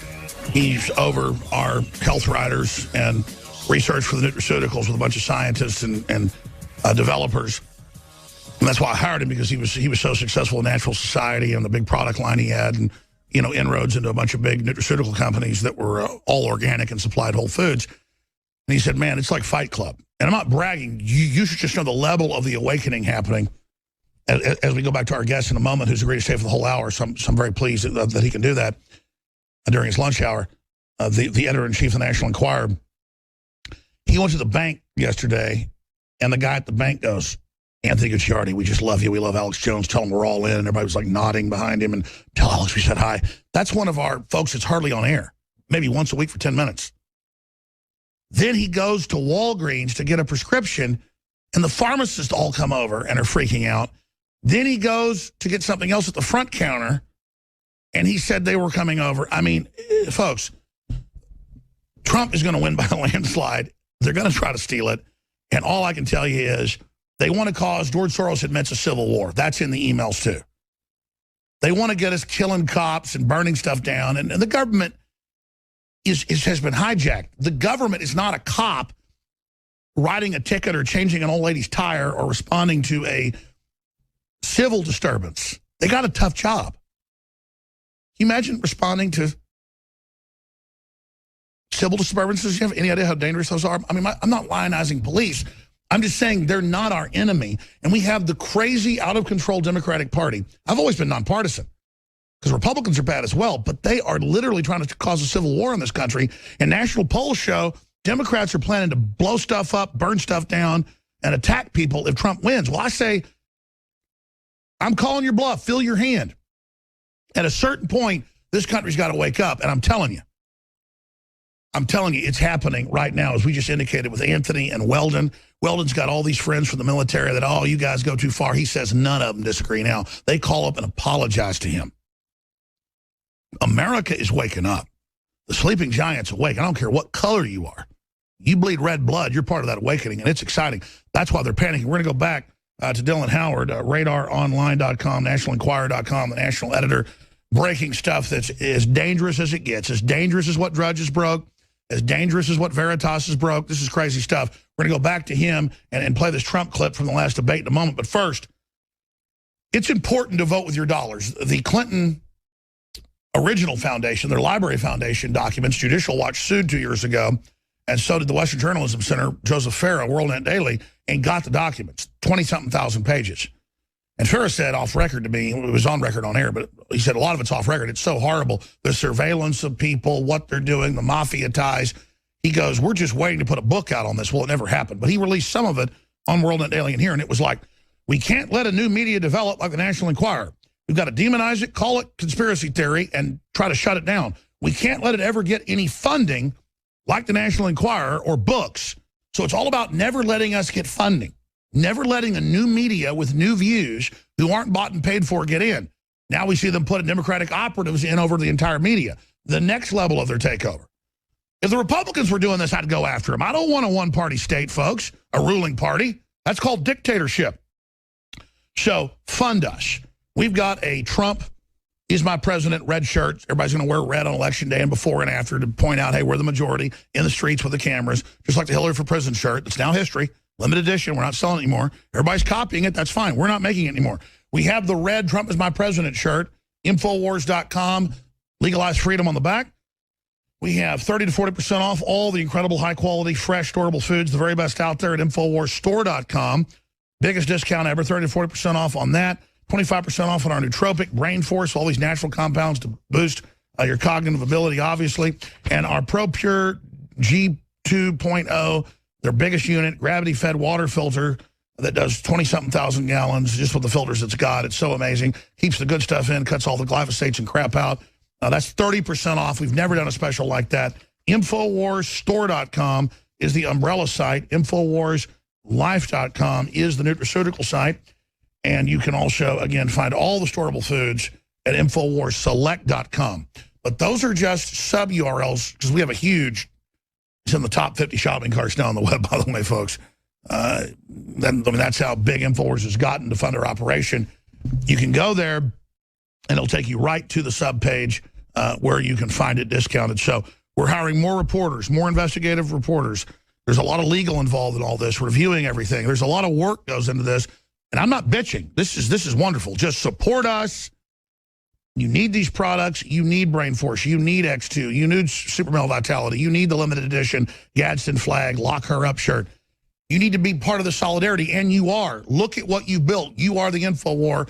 So I salute you and I thank you. And folks, when publications like Radar Online or publications like The Enquirer have the courage, because this is all vetted, this is all confirmed from my sources, they cannot believe that Jeff Rovin had the courage, because let me tell you, talk about crosshairs on his back, the biggest fixer, bigger than Nichols. And Nichols has told me off air, he goes, this is the guy. This is the guy after I was not involved, they got. This is so huge. We've got to recognize the courage of this, and everybody should go to their newsstands and buy those National Enquirers and give it to everybody you know.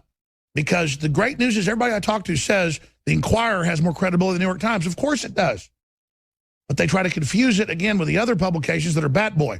Now, I've said that. I appreciate you joining us. I appreciate the editor-in-chief, Dylan Howard, of nationalenquirer.com, joining us. I'm going to shut up for the next 12 minutes until we go to break. You've got the floor, everything you want to cover. Please break it down. Well, Alex, I mean, you raised some very, very valid points.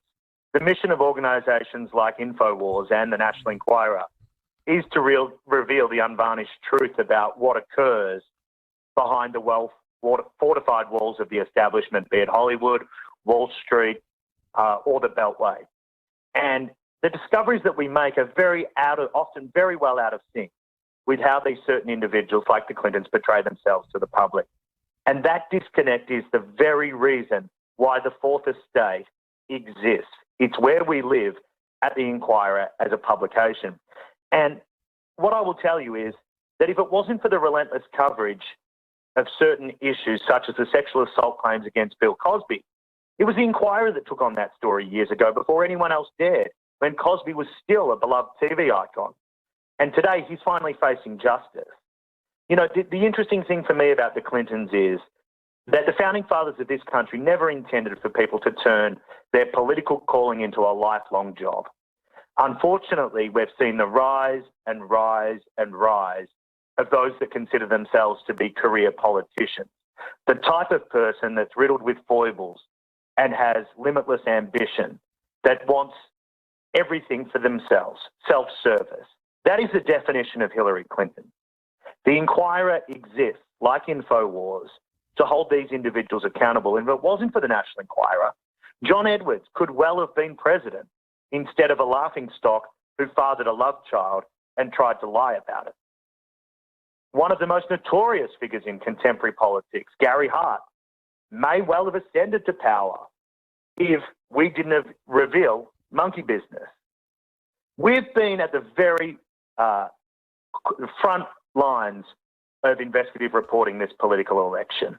Our coverage has been hard-hitting, and to many extents, it's been unrivaled by any other publication. And it has been bipartisan. We looked into Ben Carson and we revealed a myriad of malpractices that dealt him a very heavy blow in the GOP primaries. And we need to continue to investigate the Clintons. We have, and we're packaging this up, it goes to print next Wednesday, yet another investigation into the power and influence that they wielded, not for the greater good, but for their own self-interest. And that is unfortunate. No person, no company, no politician, no organisation should be too rich or too influential to be able to perpetuate corruption of the highest level. And we need to take it on. This is not a partisan attempt. This is a bipartisan pursuit of the truth. I agree. I mean, you've always been bipartisan. Just to briefly interrupt with the editor-in-chief of the Inquirer, we're talking to right now, Dylan Howard. I mean, we've talked to WikiLeaks. They've been public. They said Trump's been hacked into. There's nothing there with the Russians or anything. It's all Hillary. And so that's the thing about Trump. He's so good compared to anybody else we've seen. I mean, if he was anywhere near Hillary, we'd be against him. I mean, I've been nonpartisan. It's just such a clear choice for me. Look, you know, I don't get to vote in this election. I'm an international, I'm a green card citizen of this country. We don't get to vote. Nevertheless, the reality is, ask yourself this question when you go to the ballot box. Do you want someone who has endured or perpetuated 3 decades of scandal, corruption, and crimes? Or do you want someone who may have used the P word in a video with Billy Bush? A number of women have come forward and made allegations against Donald Trump. Some of it might be with merit. Some of it might not.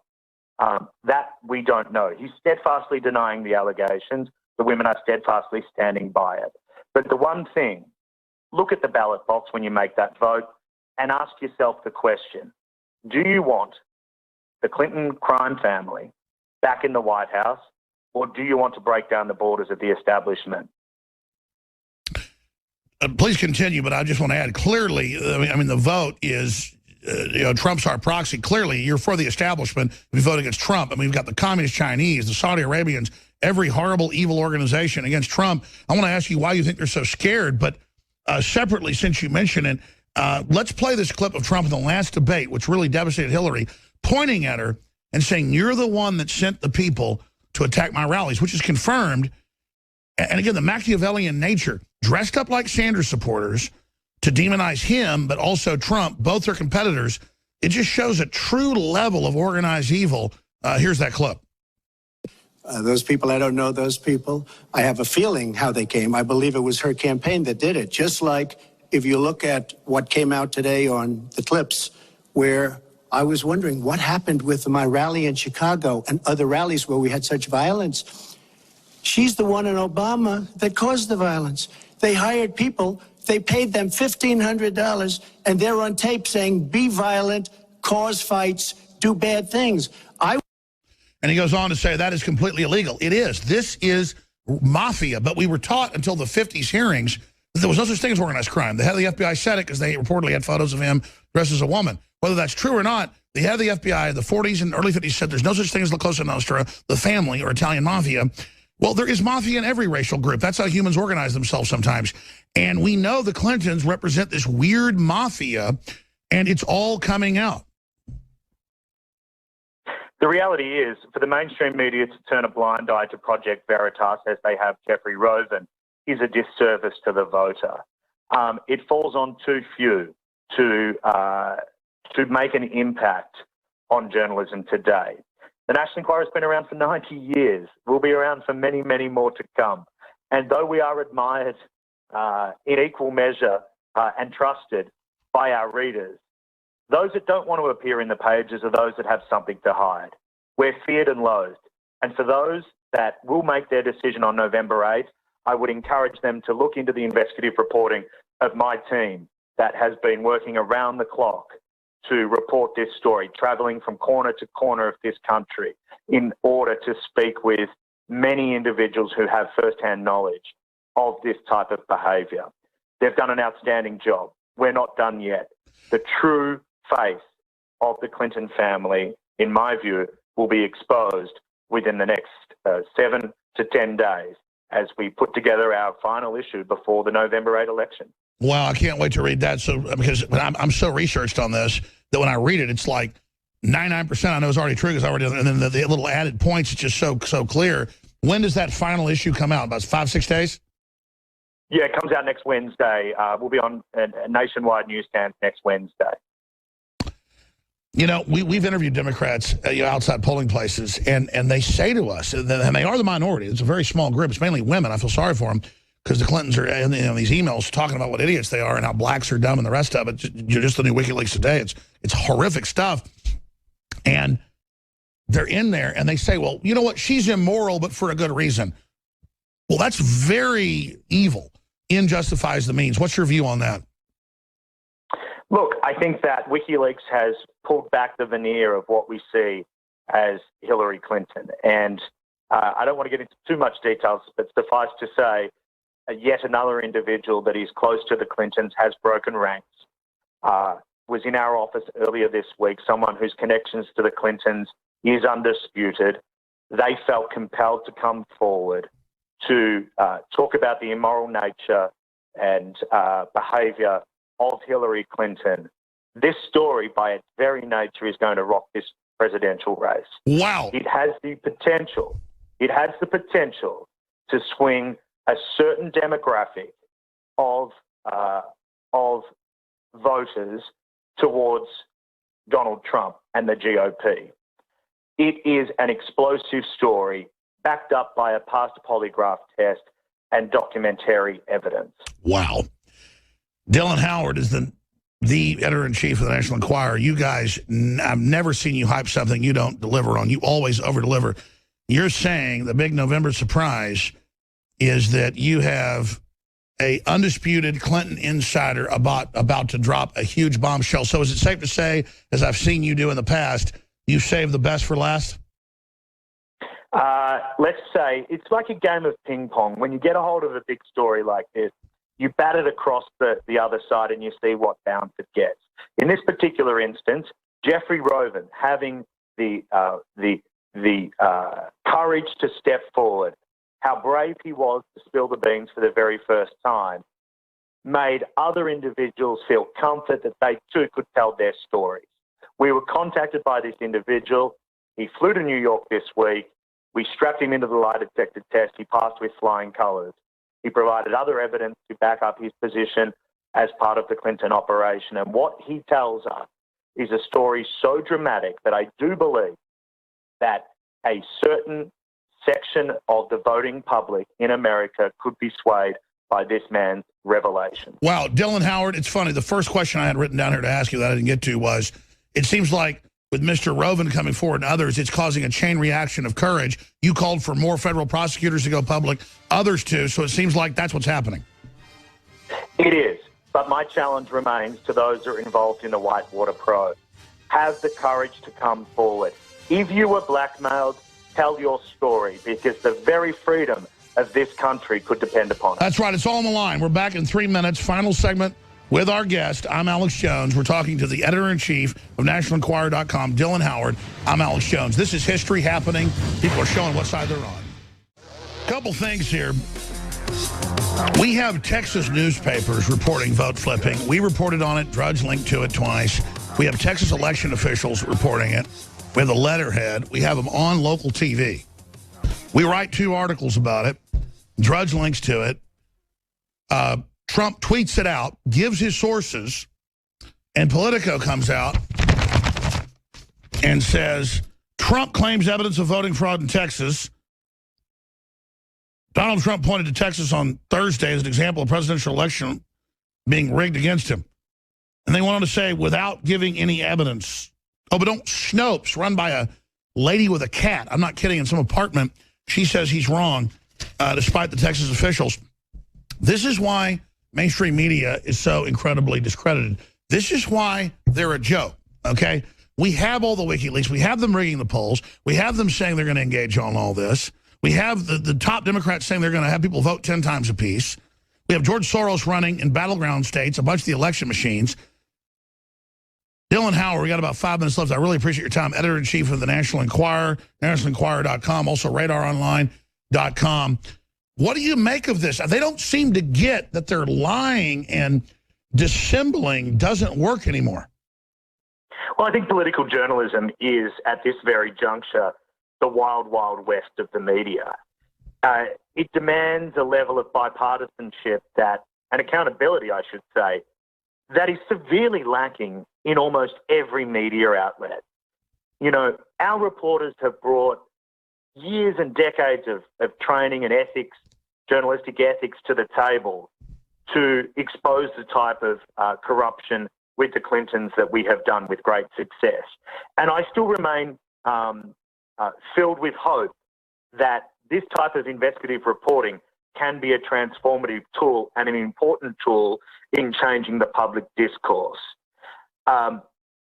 Unfortunately, the way in which talking heads have swallowed up every inch of the television screen, it's re-engineered the way we discuss political scandals and stories, whilst not looking at the true cause and the true reporting that should be done, like what InfoWars and like what the Enquirer has done.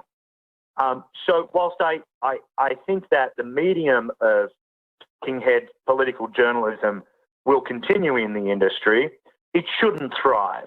We've got to get back to what Cal Bernstein and Bob Woodward did in the Nixon administration. It was a transformative tool that was done for the greater good of this country. And it's all too easy to curate and aggregate content and rehash your own opinions and the opinions and talking points of a political movement. But it is true, good old-fashioned, boots-on-the-ground reporting that the National Enquirer does that can play a pivotal role in the political discourse. We don't give up. We won't give up. Our readers deserve it, and I think the voter deserves it. That's right. Dylan Howard is the editor-in-chief of the National Enquirer, NationalEnquirer.com. Their big mega issue coming out next Wednesday, even bigger bombshells. In closing, studying history, reading the old muckrakers, the demonization of the Enquirer is because it was one of the last muckraking, old-fashioned Mickey Spillane outfits. Back when major cities had 5, 6, 7 daily papers, sometimes 3 editions a day, it was all about who was muckraking. It was all about the public being informed. You go back to the robber barons 100 years ago, they said, we've got to get rid of this. We've got to buy the media up. They did that, except for a few pockets like DrudgeReport.com, the NationalEnquirer.com, Infowars.com, and things like that. Please pop back in next week if you can. I know you're a very busy person with the latest installment. And thank you for your work, Mr. Howard. No worries. Anytime, Alex. Thank you. Wow. All right, folks. Hour number 3 now. Straight ahead with Larry Nichols, the Clinton Insider. Stay with us. All right. I want to get ready for Larry Nichols to join us. We got a bunch of other clips I haven't gotten to yet. There are just so many here to cover. In fact, I just had my video list here. I want to say, though, it is beyond amazing to see the animating contest for liberty we're all engaged in right now. And to look at these clips, Hillary's crowd at West Palm Beach rally, plenty of space. Kane's got 30 people. She's got a couple hundred. And I haven't played the video yet. We can cue that up in the next segment of her falling down or beginning to fall down again with her handler. To me, her falling down, her listeners falling asleep is so emblematic how she's the zombie candidate. She's a zombie. Her supporters are zombies. And they're in this delusion because they buy into the whole Stockholm syndrome that they're part of it. So I think she's quite a champion for them. We don't lose either way. Trump gets in is a bigger fight. It's the right thing to do. Justice be done by the heavens fall. But they're going to attack him. They're going to hit him from every angle. It's going to be rough. Believe me, they got a big plan B. But that's the right thing to do, so I'm supporting it. They're dumb enough to put her in. Woo, baby. Throw me in that briar patch every day. The resistance just was assured total victory very quickly.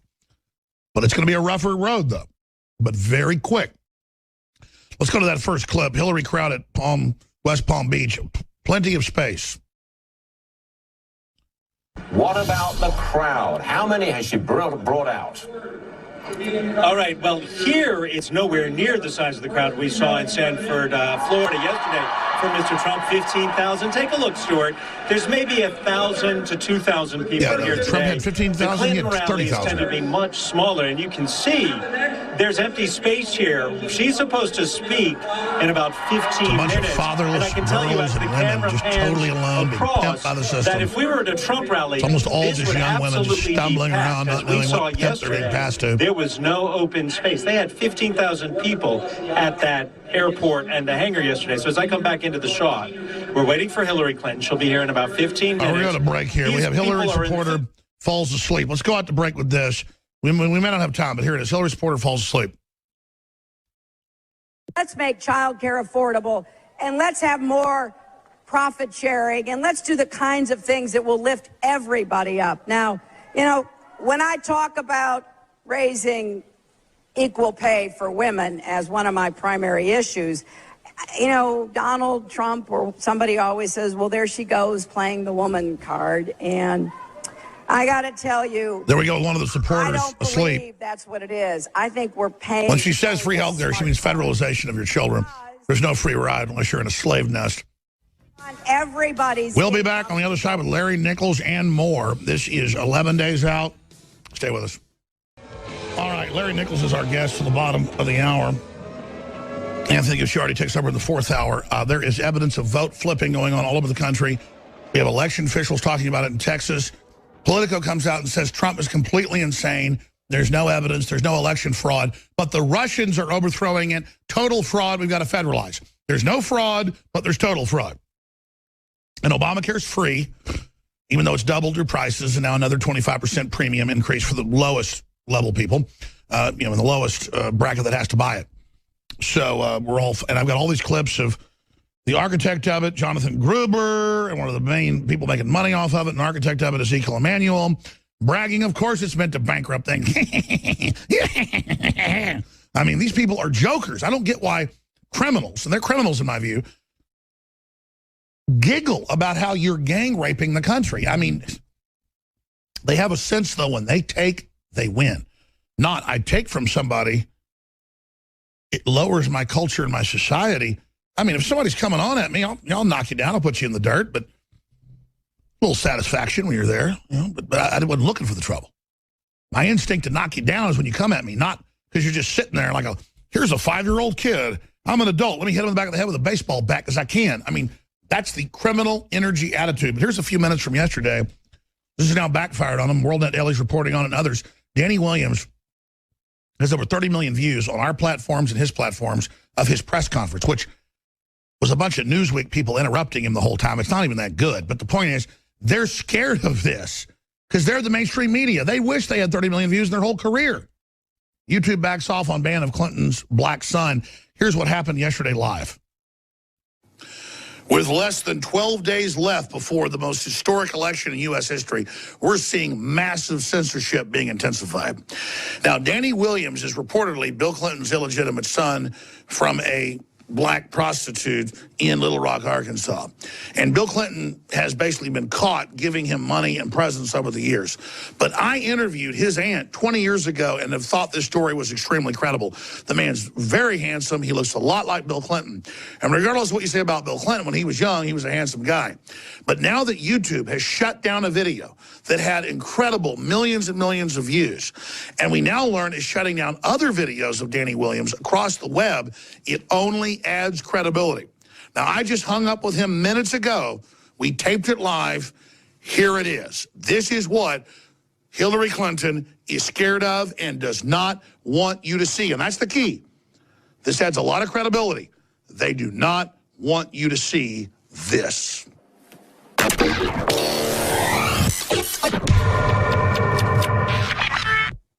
Ladies and gentlemen, 20 years ago, I interviewed Danny Williams' aunt. Bill Clinton, for years, sent $700 a month to their home, sent Christmas presents. Danny Williams is the spitting image of Bill Clinton. We had him on a few weeks ago, and it was big international news. Then, last week, hours before the debate, there was to be a big press conference. Hundreds of cameras were there. CNN came and threatened the hotel and said this press conference isn't happening. They told Danny it was canceled. Then we later learned that was a fraud, and about 15 members of the press covered it. There were more than 20 million views on Facebook and YouTube of the live conference that our reporters covered. Now, Danny Williams, we've learned today, had his YouTube channel with over 2 million views on his press conference, just on that channel. The #1 video on YouTube deleted. And in fact, in a moment, if Joe Biggs will come in for TV viewers, we can show folks a shot of this where they've told him his account is suspended, and that's the end of it, for community violations. This is just where they have a bunch of Democratic tattletales say we don't like something and it's banned. So whether you believe a story's true or not, I know it's true. The evidence is overwhelming. What's incredible is they're attempting to cover all of this up. So when the time comes, we'll do a document cam shot for TV viewers and get a shot of this in a moment. But Danny Williams, who I just got on the phone, he's driving to go pick up his kids. As he drives through Arkansas in the middle of nowhere, Danny Williams is here. He's going to tell you what's happened to his YouTube channel with massive censorship. Danny, thank you for joining us. Go ahead and tell folks what's happening. Yes.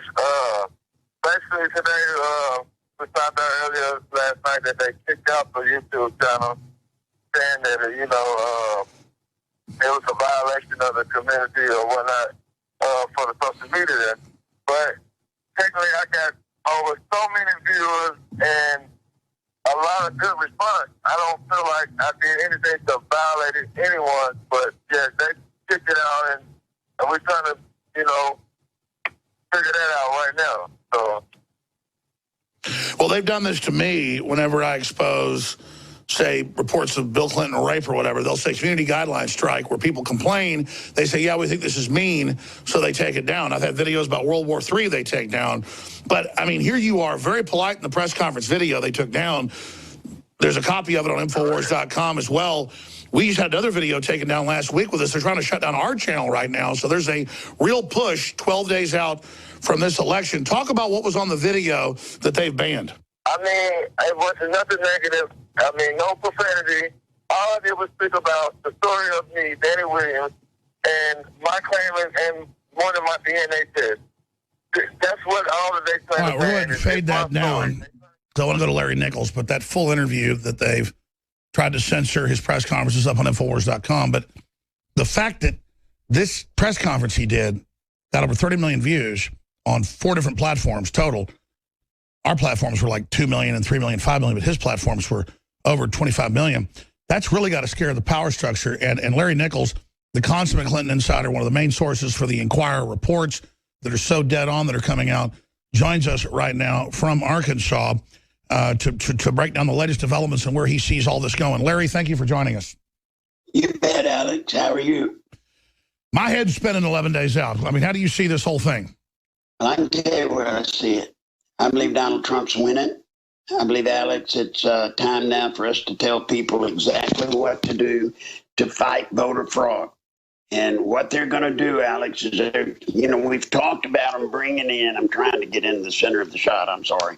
What they're trying to do is they'll be bringing in vans, which, I told you about over a year ago. Well, now you've got the tape where they're actually saying they're doing it. Well, there's another thing that we've all got to do. Number one, when you go cast your vote, here's what you better do. If it's a touch screen computer, make sure that that precinct shows you a printed proof of how your vote was recorded. Now, I've already gotten several responses, Alex, where one lady in Georgia voted for straight line Republican. When she saw proof of what she voted for, she had voted for Clinton. And it took her 4 or 5 times to get them to rerun it before it ever showed voting for Trump. So what you've got to do is you've got to make the people at the precinct prove your vote was recorded properly. Now, if they can't show you proof, then demand a paper ballot. Demand it. They're supposed to have paper ballots. But if they don't, find out where you've got to go to get a paper ballot. Because, Alex, when you're on these computers, I heard you earlier say that Soros owns the voting equipment that's used in 16 states. He does. But what people don't realize is he owns the majority of several other voting machine companies, but he owns them. No, I knew that. I mean that's come out in the last 10 years. And so, bottom line, Hillary's got to be really upset, though, that Trump isn't just going quietly into the night. He's openly exposing all that. How does that upset her apple cart? Alex, she's going to lose, and she knows it, unless she can amass and pull off the biggest amount of voter fraud in the history of this country. Now, I agree. Aren't preliminaries, as we're getting from early voting, showing landslide for Trump? Well, yeah, and I don't know that it'll be a landslide, but I can tell you this. Hillary's defeated, and she knows it, so they've got to cheat. Now, to back that up, so you don't think I'm just making this up, the DNC filed a lawsuit to try to force the removal of poll watchers at the polls. Now, why would they do that if they know there's no cheating going on? Why would they fight the, photo ID to vote? Why do that if they don't plan to have massive voter fraud? Look, I say this to your audience, Alex, please. This is your vote. You got one. You've got one. You got to protect it. If you allow your vote to be changed, then we've lost. We've lost all. No, I agree. We expose it. We show the fraud. We have millions of people reported if it happens. It's game over just from perception. Now, I've looked at the internals, as I know you have, of several polls. Here's what they're doing. They're trying right now, Alex, to make everybody believe this election is over. For the next 11 days, it's going to be the media, mainstream media, and Hillary's job in her campaign to make people believe this election they say is over. From CNN to MSNBC to the New York Times, she's already measuring the new drapes. They say she's in. It's done. Well, let me tell you why that is. Hillary's already got every vote she's going to get, Alex, and they know it. They know there's nothing they can do to increase that. So they've got one move left, and that's to convince people that are going to vote for Trump, you might as well stay home, mow your yard, go to a movie, do something worthwhile because the race is over. Don't waste your time. Folks, do not believe it. When I looked at the internals last week of a poll, that was a Wall Street Journal NBC poll. Now, Fox News reported it as the gold standard of polls. When you looked into the internals of that poll, Alex, here's what you find. 60% of the people interviewed, or 60% of the respondents, were Democrats. Stay there. Let's go to the rest of it. Oh, that's in WikiLeaks. They're oversampling across the board like we're the biggest idiots in the world. It's like starting a football game and giving the other team 15, 14 points. I mean, a 2-year-old would know that's a fraud. They're against Donald Trump. who promises a new deal for black Americans. I'll be honest with you, I'm not for weight-adjusted measures, but when it comes to weights and measures, I don't want political correctness and a bunch of division and a bunch of garbage like we've seen with affirmative action, but cut taxes even more in the black inner city areas, have incentives to bring businesses in, don't have the Soros-controlled groups activate groups of terrorists to burn stuff down. I want prosperity. That's the way to help folks and bring down the crime, and that's what Trump's promising to do. Clinton will never even give a speech directed at black people, and neither will Obama, because they think they got you. Bottom line, Trump wants prosperity. Larry Nichols will be with us a little bit in the next segment. I want to open the phones up on the incredible moment we're at, the election fraud around the country. Vote at Infowars.com is the email for you to send videos, articles, news tips, your personal tips, photos, you name it, of evidence of election fraud in the next 11 days, the next 12 days, right through the election. We're really 12 days out right now, but 11 until Election Day. The toll-free number to join us is 800-259-9231, 800-259-9231. But I tell you, it is an amazing time to be alive. Trump has crowds of 40, 50,000 when they've got big enough arenas, 10,000 capacity when they're smaller. Hillary has a couple hundred. Kane has 30.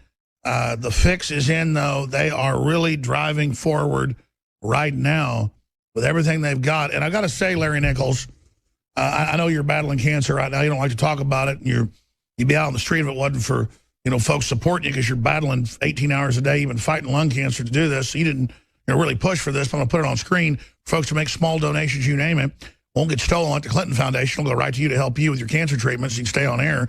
NicholsLive@AOL.com, NicholsLive@AOL.com, or Larry Nichols, 58 Kingston Drive. You're one of the main sources for the Inquirer piece. They said that on air. Again, really fighting hard, folks. Larry Nichols, 58 Kingston Drive, Conway, Arkansas, 72034.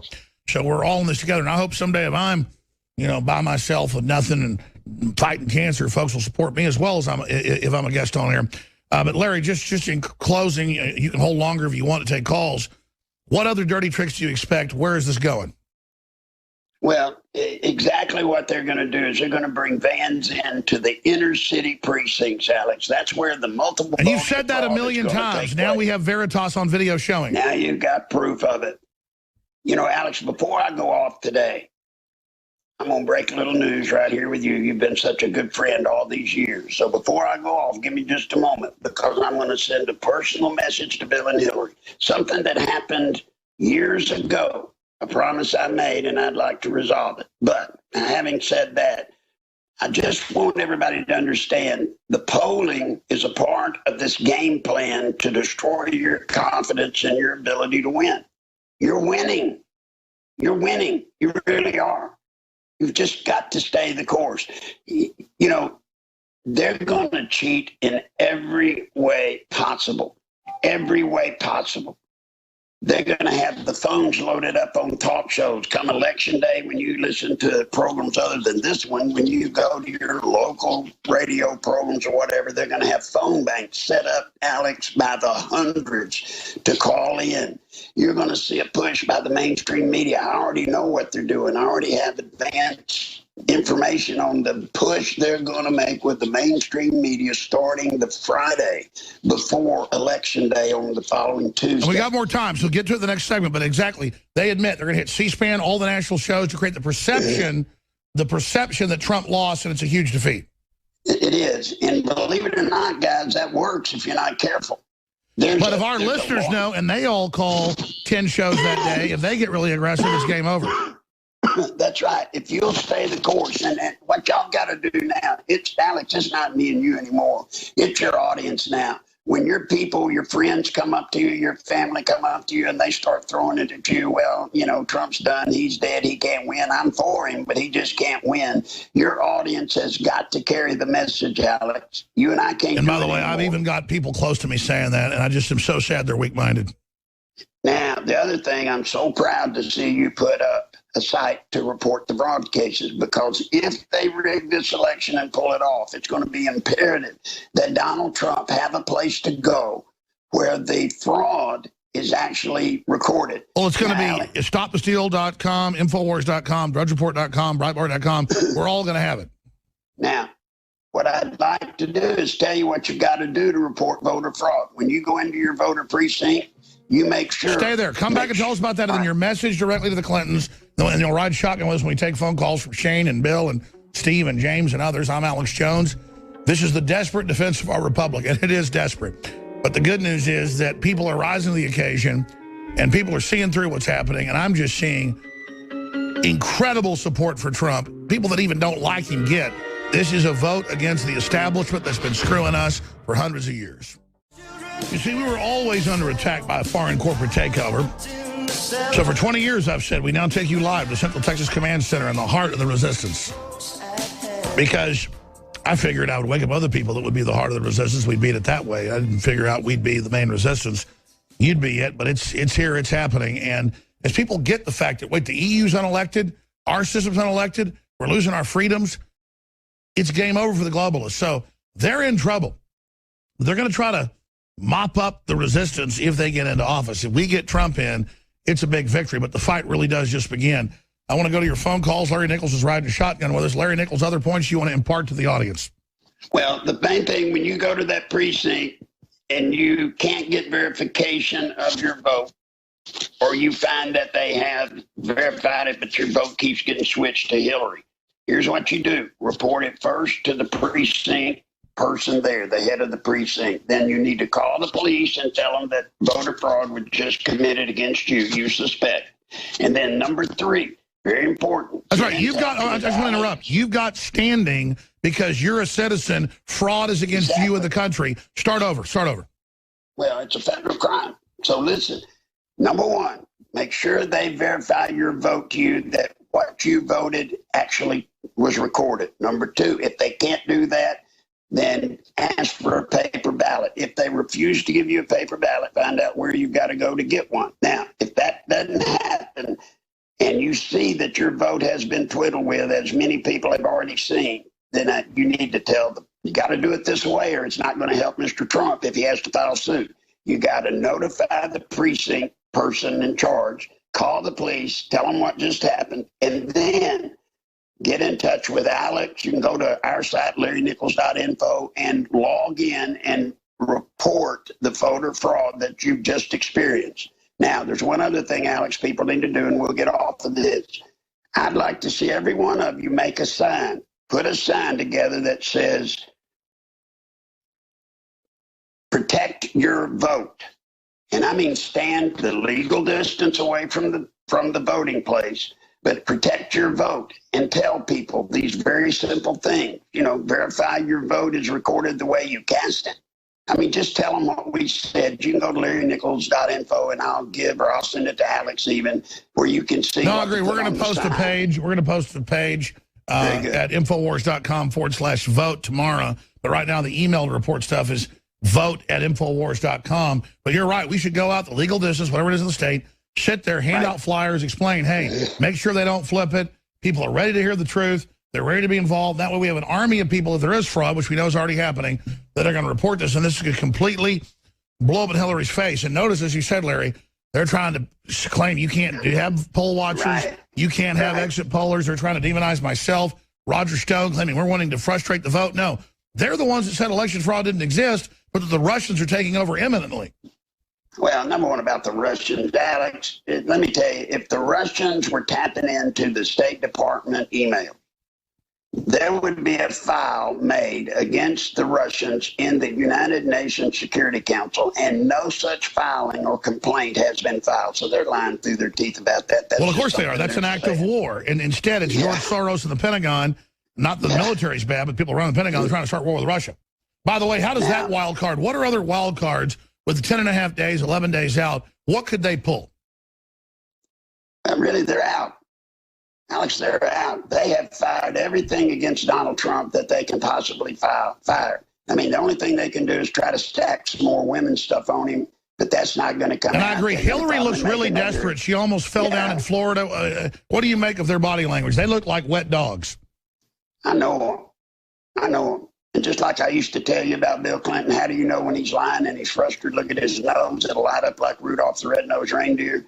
Watch Hillary's bags under her eyes. When she gets frustrated, when she gets mad, when she's about to snap, those bags under her eyes pooch out. That's always been a problem. We tried to cover it up back then, and we couldn't. It just shows right up. So you watch her eyes. When those bags are popping out of her, below her eyes, you know that lady's... By the way, I've seen it when Bill Clinton's nose gets red during press conferences.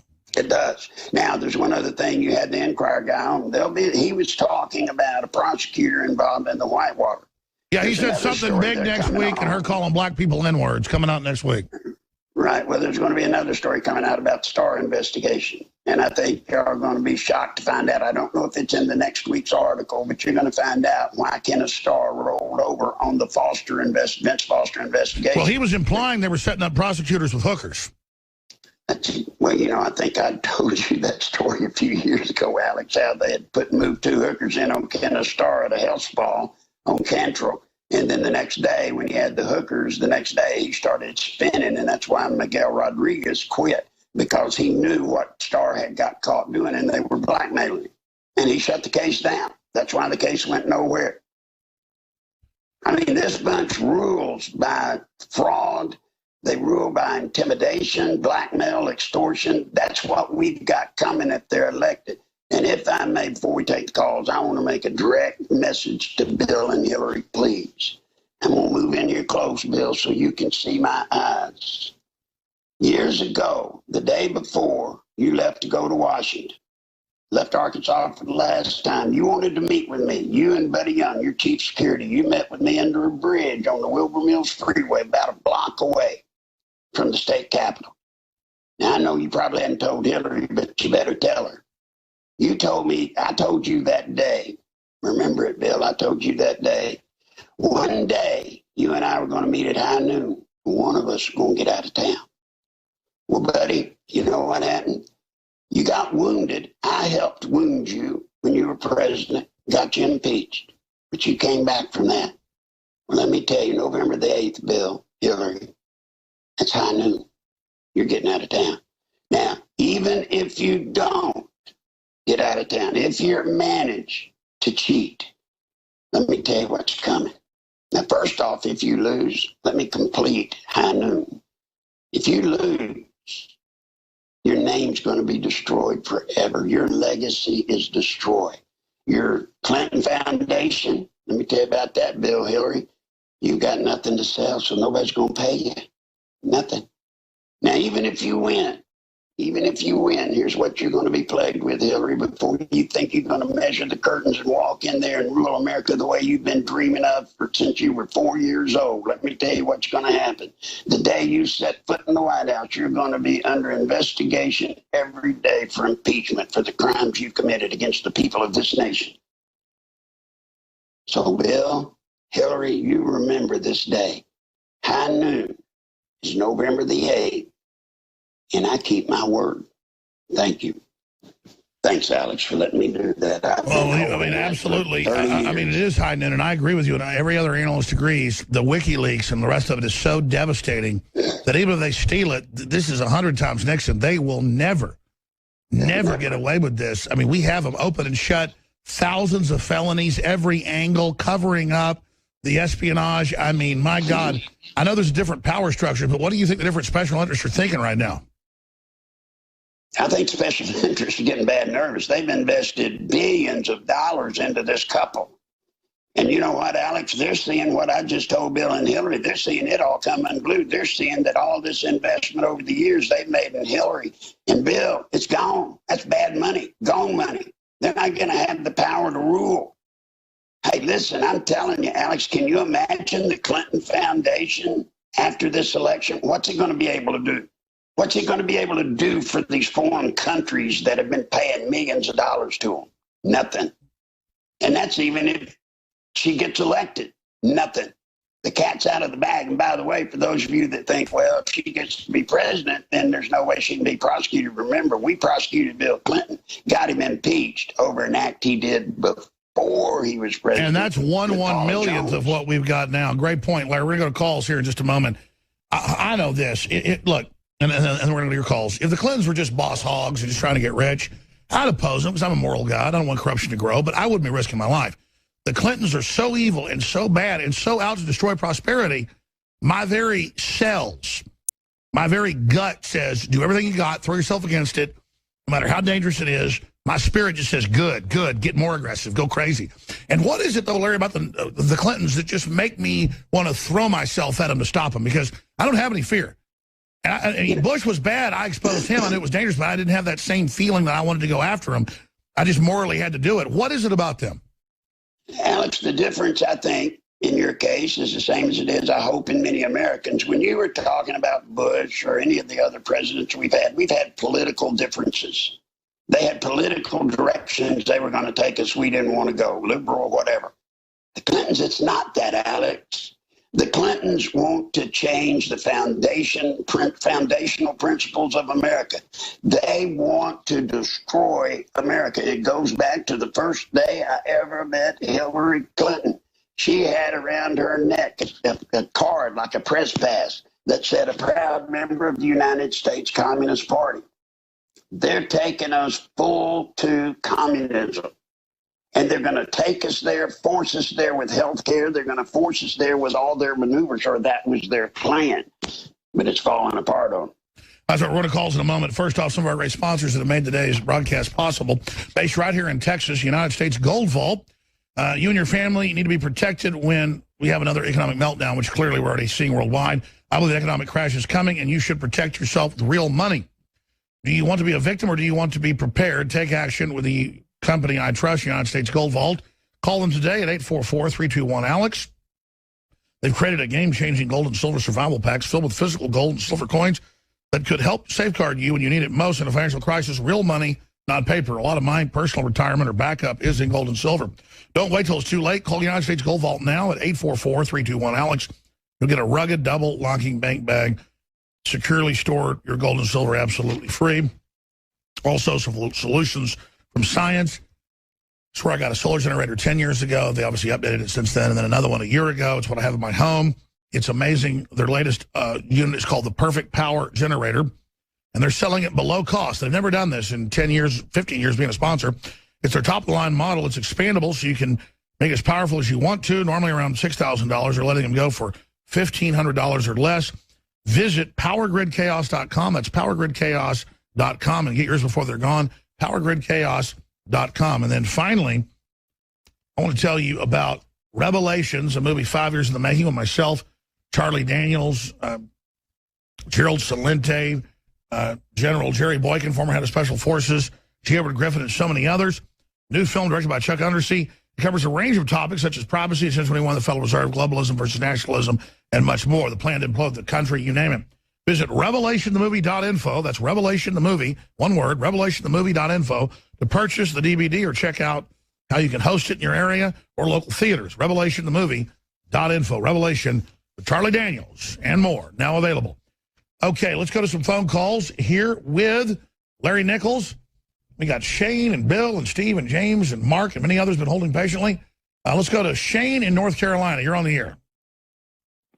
Yeah, hey, I was listening to your show on Sunday, and you were talking to a caller, and you were mentioning the Wear Red for Trump movement, and you were kind of thinking, like, where did that come from? It actually came, I called into your show before the RNC and suggested that people wear red. I remember, and then Owen Schroyer recommended it, and others picked it up, and now it's happening all over the country. I do remember your call, Shane, so it shows how, big things start small. We're even selling a shirt at cost, 60% off. Trump is my president, that's red, to really get the word out so people understand optically that we're the majority. So great idea, Shane. It's happening. Yeah, it's really cool to see how things can get spearheaded like that. And this is a pretty big broadcast. Yeah, because there's not teleprompters here, man. You are directly interfacing with the people. I love the fact we're for real, Absolutely, man. And, I'm definitely fired up about voting here in a few days. I'm going to vote early. I'm in North Carolina. And, it's been a crazy election, like you said, the wildest one we've ever seen. Early on, I was actually pretty skeptical of Trump. I think it's intelligent to be skeptical, but basically it became evident, after the months went by, it became pretty obvious. Yeah, when the entire evil power structure is against somebody, I mean, it makes it makes the choice clear. Larry, you got any comments on that? Thanks, Shane. Well, yeah, I mean, this is the battle of battles for the nation. This election day, November 8th, Alex, you and I have said it, forget Trump. I mean, I'll be frank. I've never lesser two evils. Forget Trump. This is all about the New World Order now. Go ahead. It is. This is the biggest battle since the Revolutionary War. We're either going to be free or we're going to be in bondage all over again. And if you don't believe it, you just didn't live in Arkansas when the Clintons were in power. And remember, they are the mob. You know, Alex, I couldn't help it when you were talking to Mr. Howard. Just think about what I've had to go through fighting these people for some 28 years. I mean, these people are evil. These people are tough. And their organization is broad and it's powerful. But thanks to the people of this country, this election, November 8th, I think it's coming to an end. Obviously, when Hillary calls me Darkheart and went off script the only time in that speech to call me Darkheart, was that scripted or does she really hate me that much? She hates you that much. Don't doubt that. Hillary hates you probably. You're probably getting about as big a hate as she's got for me. Maybe not quite, but you're bad close. And that's not going to be a comfortable position for you if she wins. However, I think the power that they plan to use when they get in office, if they win, is going to be greatly diminished now. I was about to say, I'm not lionizing the FBI or these agencies. They hate her so much because they know she hates them. She hates real men. That's right. Despite the fact that they're killers, a lot of them. They are so ready to leak every damn thing she does. If she thinks WikiLeaks is bad, go ahead, lady. Yeah, just go out there and fire your shot. Let me tell you, the problem they've got in the FBI, they may have gotten to Comey. They may have gotten to his, number one assistant or assistant to the head of the FBI with that $500,000 contribution. That's fine. Do all of that. But look who broke, Alec, the leaks to the Wall Street Journal. It was the FBI agents themselves. These guys are Americans, just as American as you or I, and they're not into destroying this country. That's where she's going to have trouble. Well, that's the thing. She wants to mount our head on the wall. She's the one pushing everybody to the edge. Mm-hmm. But here again, because of the Wall Street Journal article, I have faith now in the people of the FBI, maybe not the FBI as such. Well, it's true that they say the FBI is on the edge of complete mutiny right now. They are. And I think you're going to find that in the CIA. I think you're going to find that in the NSA. All of these alphabet soup people, Alex, they've been ruled.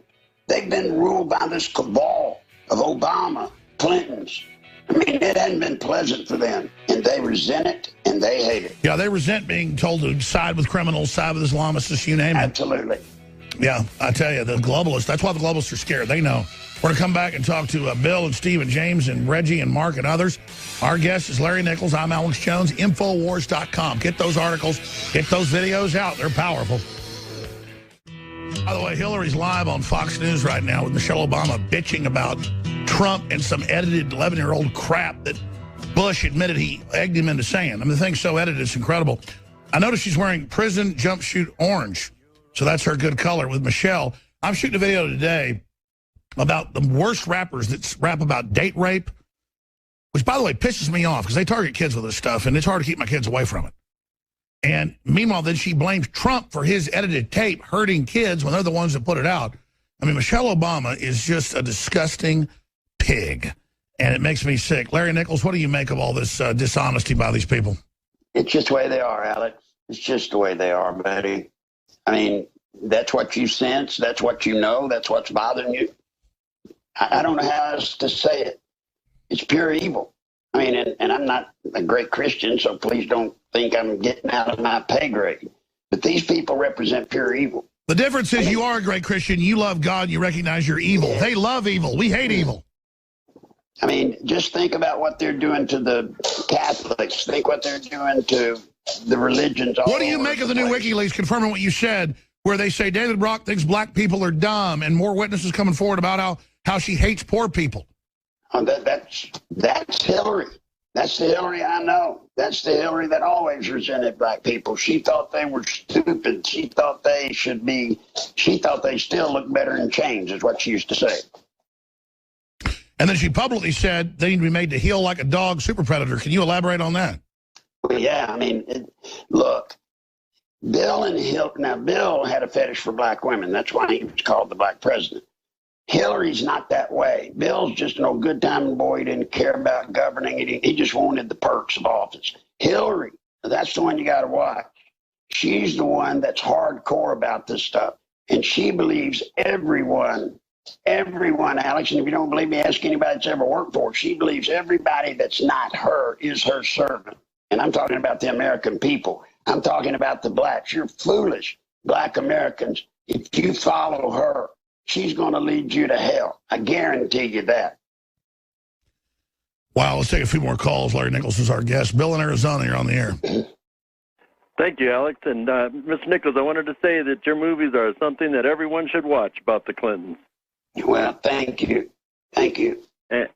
And I called to tell you that, firstly, I was going to tell you about the signs, but I wanted to make one comment about your conversation, and that is, I have a 16-year-old daughter, and I told her after hearing all this stuff about Hillary this last week, I told her that your own people will tell you things because they are actually putting what they are doing onto themselves that they think that someone else is doing.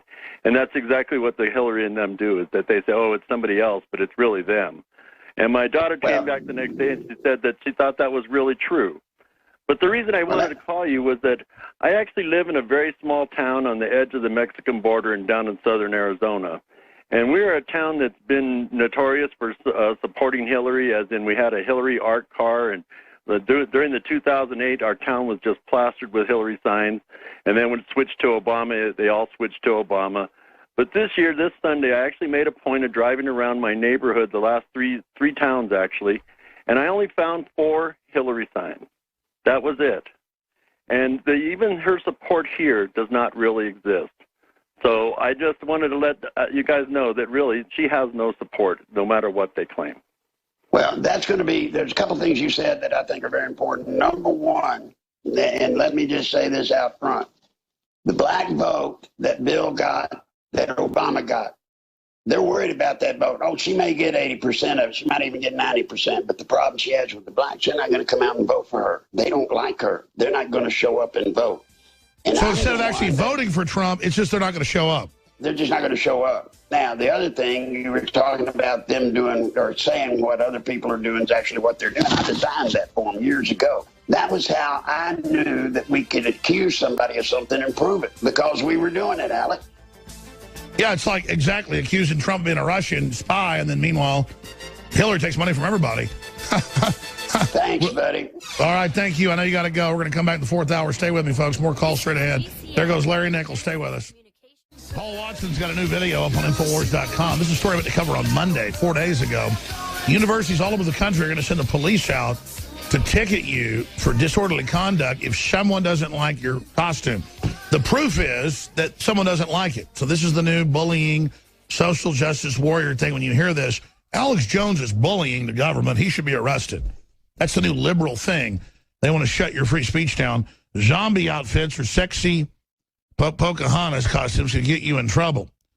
So this is just training you that you have no free speech by the so-called liberals to claim everybody's got free speech. So good luck with that. I mean, you people are literally delusional mind control idiots who think everybody's going to listen to you. You've just gotten to the point now where you're trying to tell us how to operate, how to live. That's blowing up in your face right now. David Knight's coming up in the next segment. We'll continue with your phone calls. A lot of breaking news. We got Friday's edition tomorrow. Tomorrow will be 10 days. 10 days out, and the 11th day is the election. So Fox says it's 11 days. We're saying it's, 10 days tomorrow, but whatever. Whatever. All the calendar, folks say it's 10 days tomorrow. They say 11. Clearly, we'll know by the 11th day. So we're 11 days out. This is the longest campaign I've ever covered. The longest campaign anybody's ever covered. This is crazy. Huge evidence of election fraud coming in. Politico says there's no such evidence. It doesn't exist. In the next article, the feds are going to take over the elections to protect us from imminent fraud that doesn't exist. Steve in California, you're on the air. Go ahead. Thanks for holding. Yeah, in 2014, I knew God was giving his true patriots a mandate to stop Hillary, and that And I prayed for God to send the man. He sent the man. His name is Donald Trump. Okay, so he's not perfect. I remember telling Mom and Dad that I was voting to stop Hillary, that I wouldn't concede the election to Hillary even if she won. Well, here's the deal. He never claimed to be an angel. They edited the tape. And if any real Christian wants to shake your finger at him, they haven't read the Bible. King David had his best friend killed. He was overwhelmed with lust for the guy's wife. Now, later, he truly repented. Mom and Dad said, well, what does the Bible say about groping ladies and fondling them and saying that... Bill Clinton's a damn race. Look, they set Trump up. They knew he was going to run for president for 30 years. They sat there, they edited it, but I'm not even defending. It's not even about Trump. It's not even lesser two evils. Hillary is a manifest demon. Everything's a fraud. We know she's a criminal. And so Trump is coming against them. And again, I'm going to explain this. I say this over and over again, not to make everybody feel good. It's the truth. Trump has already won. The New World Order is in shambles. We've already won by backing a populist. The mainstream media is falling apart. They're a joke. I appreciate your call, Steve. James in New York, you're on the air. Go ahead. Hey, pleasure to be on the show. Thank you. So basically, I'm an 18-year-old from New York, and a lot of us youth teens here in New York, we're all backing Trump, and I think it's a huge part to Trump's election. I think there's going to be a giant youth turnout for Trump. Listen, I've talked to folks that live in New York. I've talked to Daria, whose parents live there.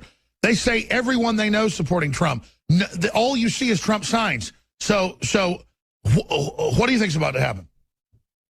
I honestly think that there will be, record 18 to 25-year-olds, record numbers in Republican votes, because they know what Hillary's about. I'm surprised Hillary's even made it this far. I look back to 2008, even with the establishment, with the crash of the stock market. Only one person was arrested through that whole fraudulent banking system. If that doesn't show corruption, in 2008, and it took a while to be picked up until now, and now we're like, okay, well, now it's really... Exactly. All right, great points, James. Keep up the good work. I'm going to hand the baton right now to David Knight. We got Mark in Oregon wants to talk about the polls. We got Reggie and Lisa and Carlos and others. I'm sure David probably wants to take your calls, but regardless, it's up to him.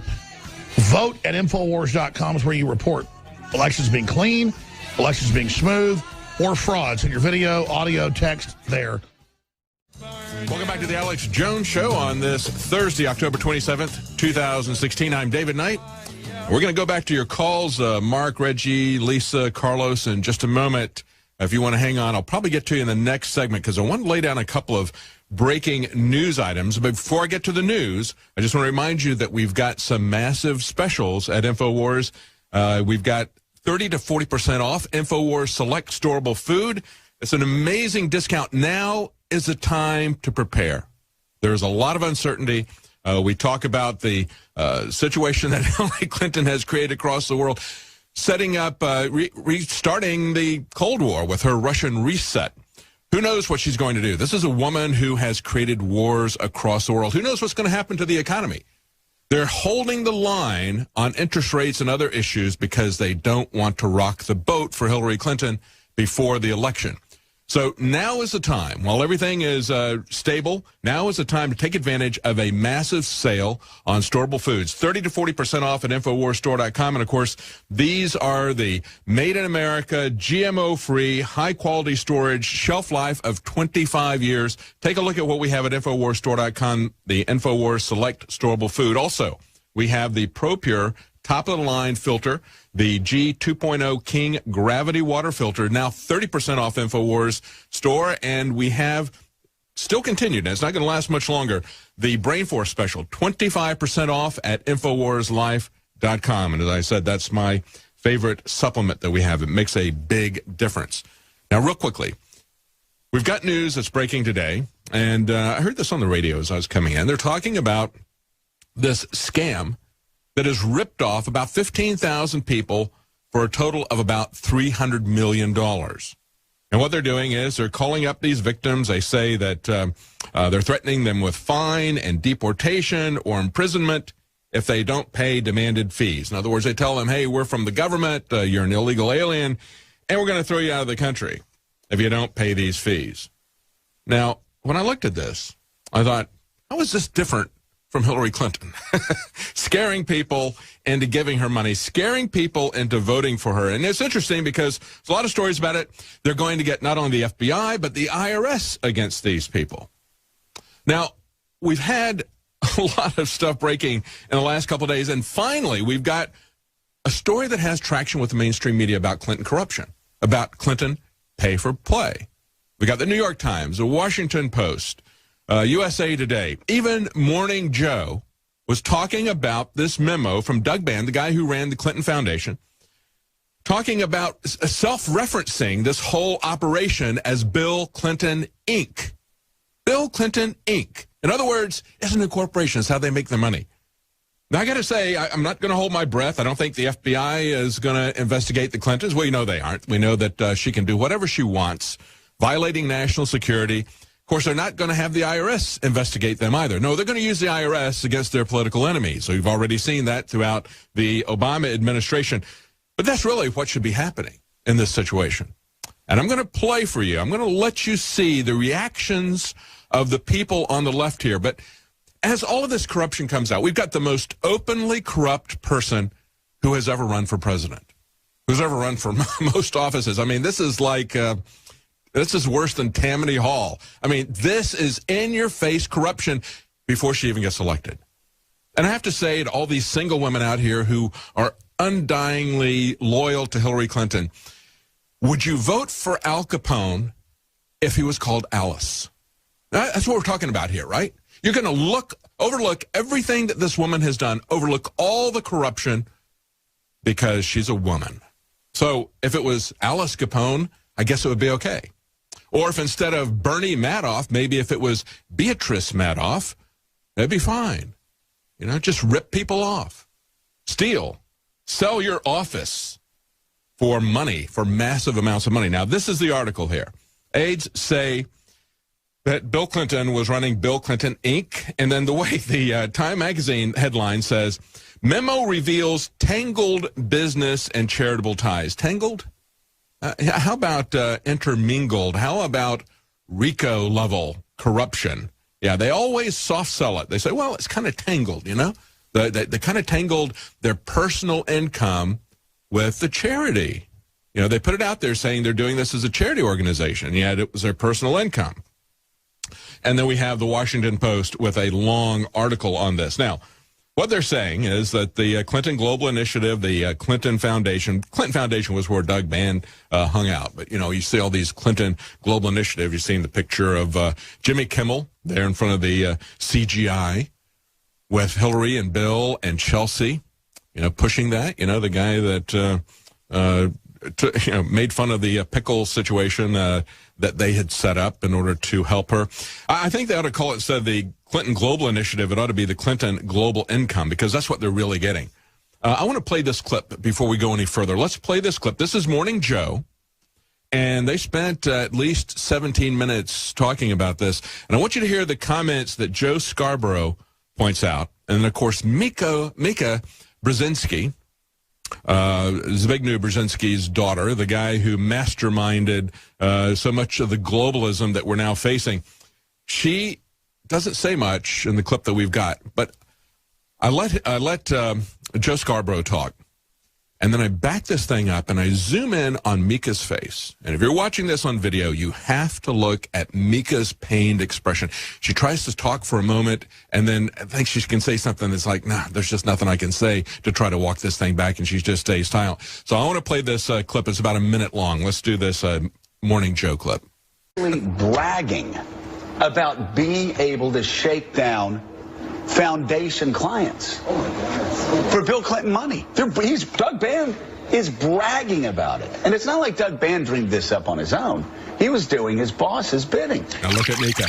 Watch Mika's expression. Bragging about being able to shake down foundation clients. Ooh, this hurts. This hurts. For Bill Clinton money. Doug Band is bragging about it. And it's not like Doug Band dreamed this up on his own.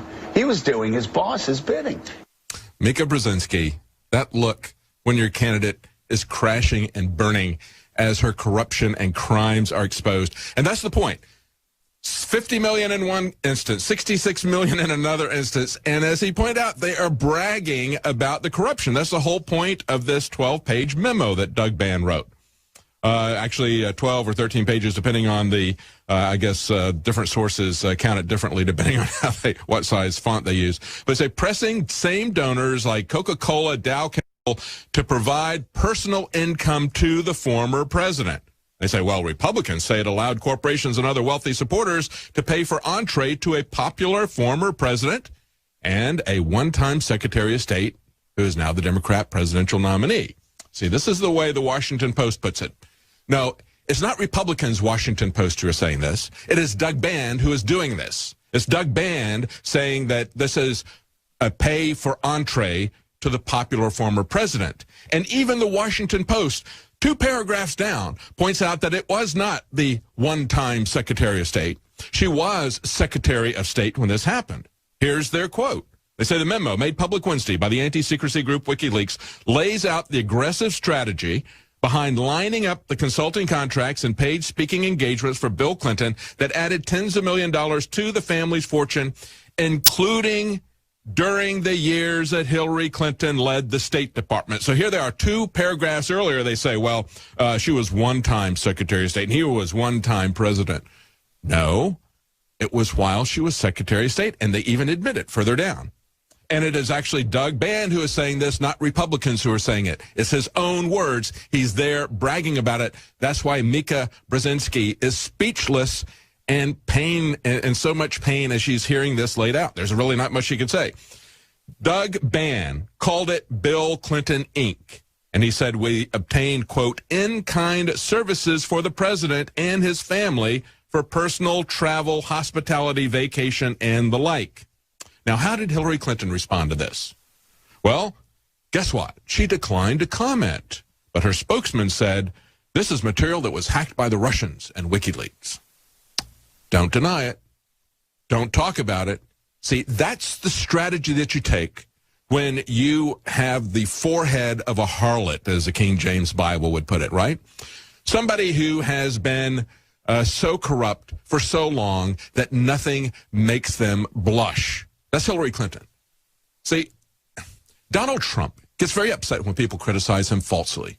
He can't contain himself. He gets drugged down into defending himself into that narrative and gets off a message. Hillary Clinton doesn't have that problem. She could care less what you say about her.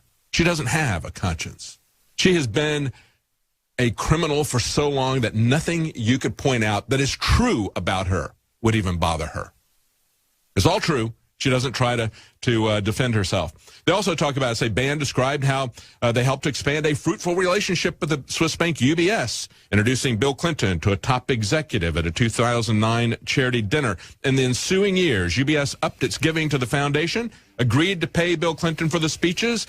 UBS paid Clinton about $2 million in speaking fees between 2011 and 2015 for a series of appearances alongside fellow establishment member George W. Bush. They're all in it, folks. Donald Trump is the independent in this campaign. The Republicans won't give a dime to him, and they won't spend a dime to attack Hillary Clinton. We'll be right back. Welcome back to the Alex Jones Show. I'm David Knight, and we're going to go to our callers here in just a moment. And then the next segment, we've got a couple of videos to play for you. An encounter that Trump had with a very rude reporter, really put her in her place. Also, we have the full Michael Moore tape, which I think you really need to hear. And, of course, Michael Moore thinks that he's trolling the right wing, thinks that we're all going to go watch Trumpland and be convinced. And, you know, I just have to say, Donald Trump Michael Moore fully understands why people are voting for Donald Trump.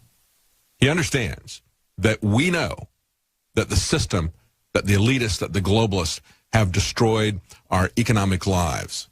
But then he thinks that he's going to turn us around and get us to vote for the most corrupt person to ever run for office. Absolutely no way. Michael, you're not going to fool us. We're not idiots on that respect either. Let's go to our callers. Mark in Oregon. Mark, go ahead. Well, hello, David. How are you? Doing good. David, I'd like to comment very quickly on what you just mentioned about Hillary. I'll be more specific in a moment, if I may.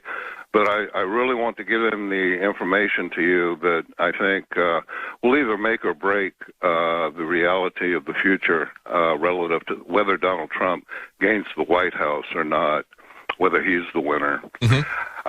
Hillary Clinton became involved at her parents' direction when she was about 6 years old, from the best I can gather from the documented evidence, into their own family's cremation of care ceremony. Of course, her father was the mafia don for the Jewish mafia in Chicago. It's all very interesting. Where's your source on this? Because I haven't heard several of these things. What's your source on that? I listen to people such as David Rentz, Alex. I can't separate that out right now, but I find them to be very good sources of information. Today, she is turned into a person that has no conscience, as you mentioned.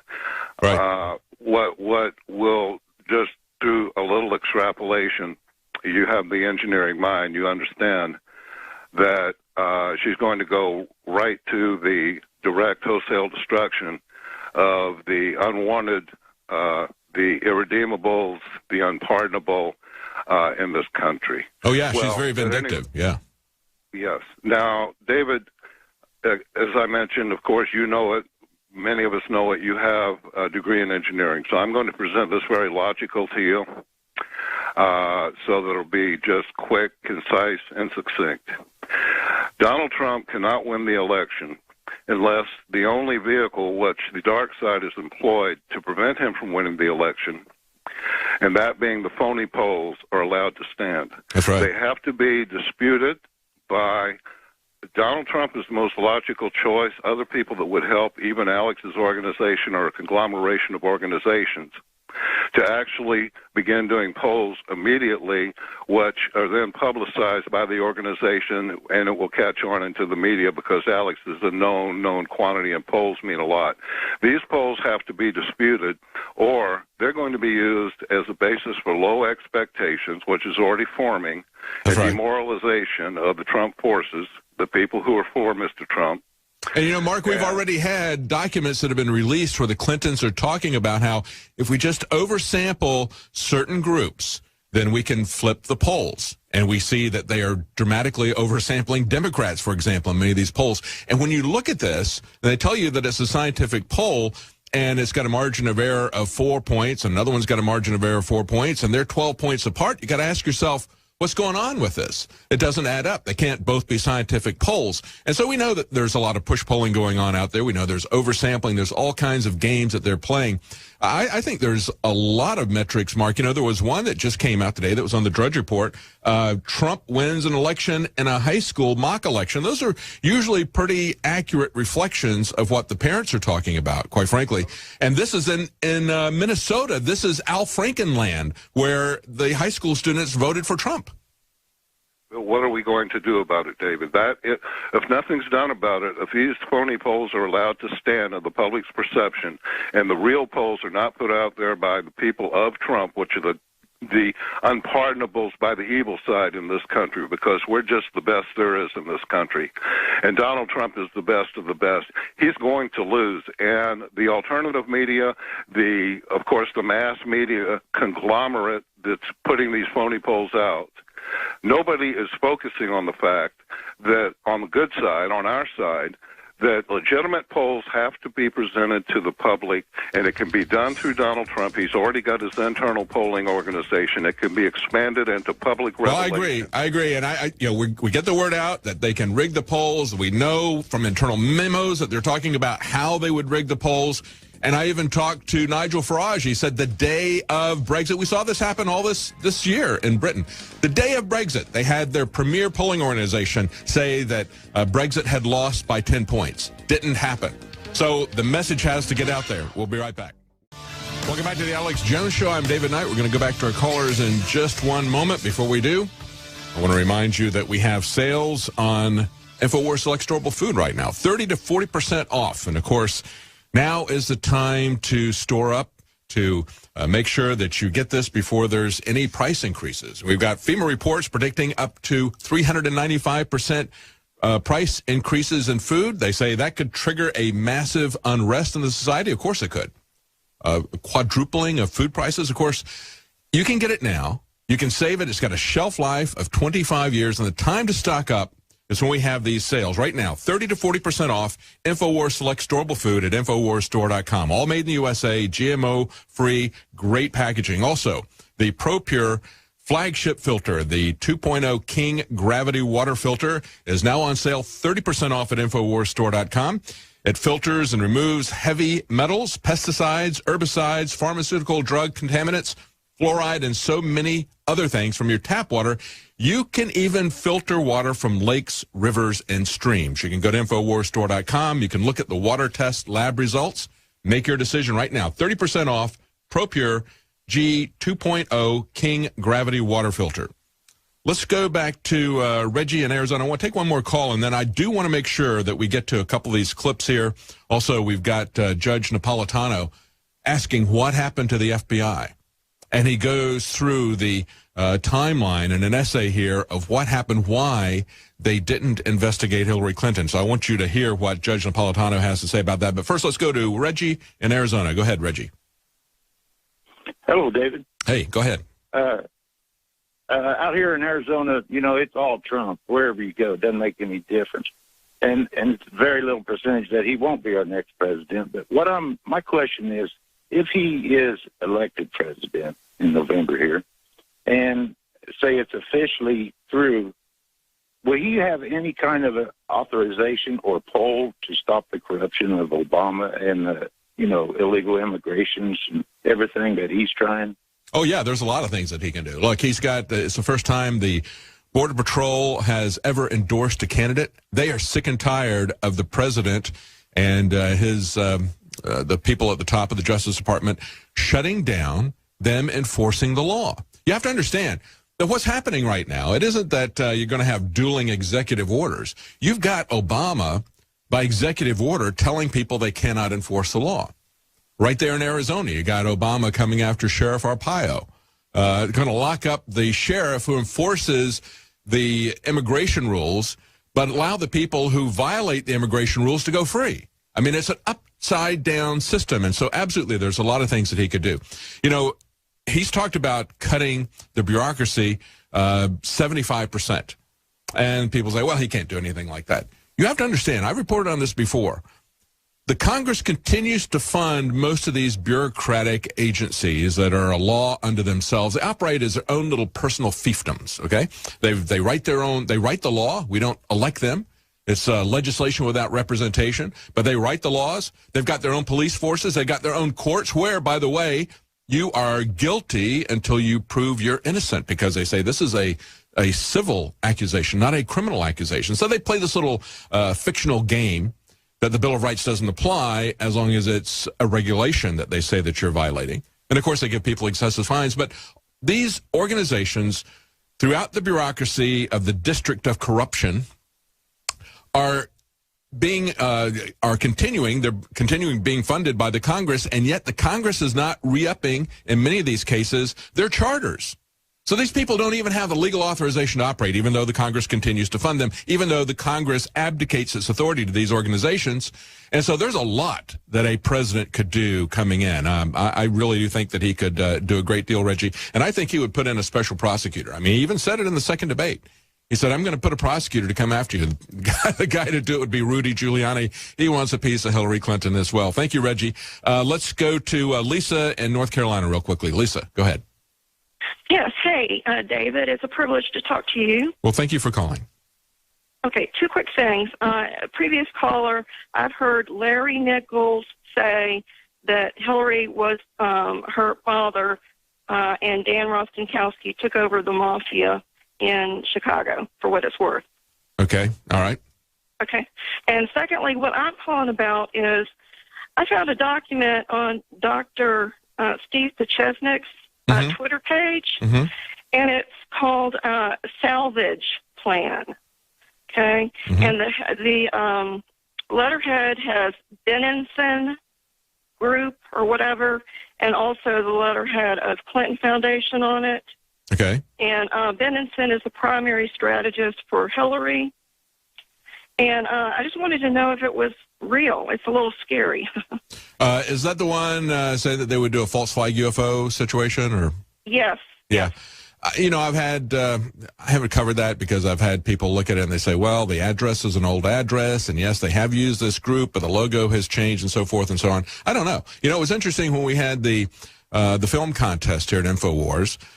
We had somebody that got their entry in late, but if you remember, it was a really excellent film, and he had a Reagan speech. It was only maybe about a minute and a half, 2 minutes long. He had Reagan making a speech. He said, you know, the thing that would unify America, unify the world, would be to have an alien invasion and so forth and so on. And they show a false flag alien attack. I don't know. I mean, certainly I wouldn't put anything past these people. The key thing is we don't want to have people that we know are corrupt, that people who have spent their entire life doing nothing but accumulating power and money ruthlessly, no matter what they had to do to get rid of the people that were in their way. We don't want people like that in office.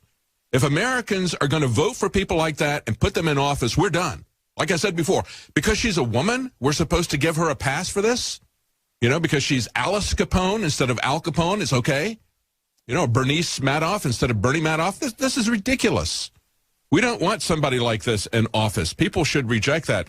Thank you, Lisa. I want to point out, now before, since you brought this up, I've got a couple of other articles here. I didn't know if I'd have time to do it. This thing from WikiLeaks today, where they have the creep shots of Bernie relaxing by the pool in a swimming suit with, putting this up and trying to shop that around to the media. You know, this type of thing, we see the Clinton team taking a picture that they think might make Bernie Sanders look bad because, you know, it's an old guy in a bath, in a bathing suit or whatever. It just makes the Hillary people look creepy. It doesn't make Bernie look creepy, right? But it's also the same types of things that we see Hillary accusing other people of that she does. For example, not only were they going to put this out, this picture, to make him look bad, you know, he's got a baggy bathing suit on here, but then they also did this. They said, I wonder what Mike Bloomberg would think about all this. Bernie Sanders lounging at the elite Martha's Vineyard pool, summer 2015, after helping raise money from Wall Street lobbyists. See, Hillary Clinton is Mrs. Wall Street. She has prostituted herself to these people on beyond belief of what anybody has done, and yet she will take her character flaws, and she'll take Bill Clinton's character flaws with women, and she'll project her issues with Wall Street onto Bernie Sanders, and she'll project her issues with her husband's issues with women, and of course her issues as well, project that onto Donald Trump. They accuse other people of doing what they do. And that's precisely what they did. And they got people to pick this up. They had Perez Hilton put the photograph out, and they had stories about Bernie Sanders attending fundraisers for Wall Street put out as well. They get what they want from the mainstream press. And then, of course, there's a story from Paul Joseph Watson on our site today, the WikiLeaks email, where you've got David Brock, and they're going back and forth. They say, you know, hey, Clinton operative David Brock caused consternation within the campaign when he publicly claimed that Bernie Sanders didn't care about black people. Remember all this stuff? You know, she was fighting him for the black vote. And so Brent Badowski was not very happy with what David Brock did. So he says, Brock makes the cardinal mistake of those who bring politics into disrepute with voters. He tells a lie that people will know is a lie. So we know the Clintons are lying to us. You know, Michael Moore knows it, but he's going to vote for her anyway. All right? We know that you're lying to us, okay? You insult the intelligence of black voters with a kind of elitist racism that Bill and Hillary Clinton should not be seen with. I guess Brock's plan is that black voters are stupid and will not watch the ad and believe his lie. He says, I can't think of anything more desperate, more stupid, more self-destructive than David Brock, lying about the Bernie ad, playing a seamy brand of politics of race, using the tactic of deceit on her behalf. What do? All they've got is the politics of race.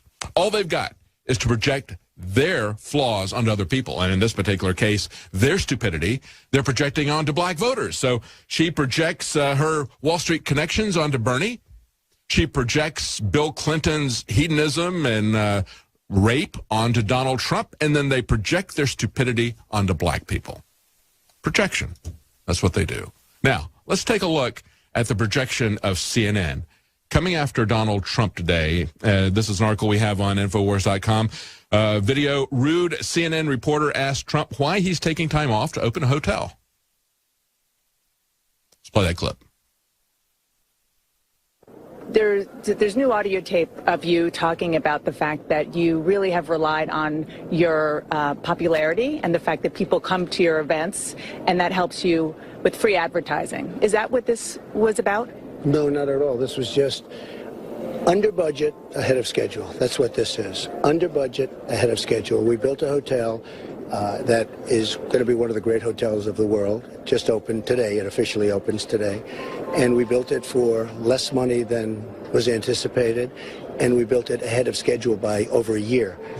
And if the country would do that, we would have a country that would be in much better shape than it's, highways. They build highways for double and triple the cost. They build hospitals. And so to people who say you're taking time out of swing states to go do this, you say?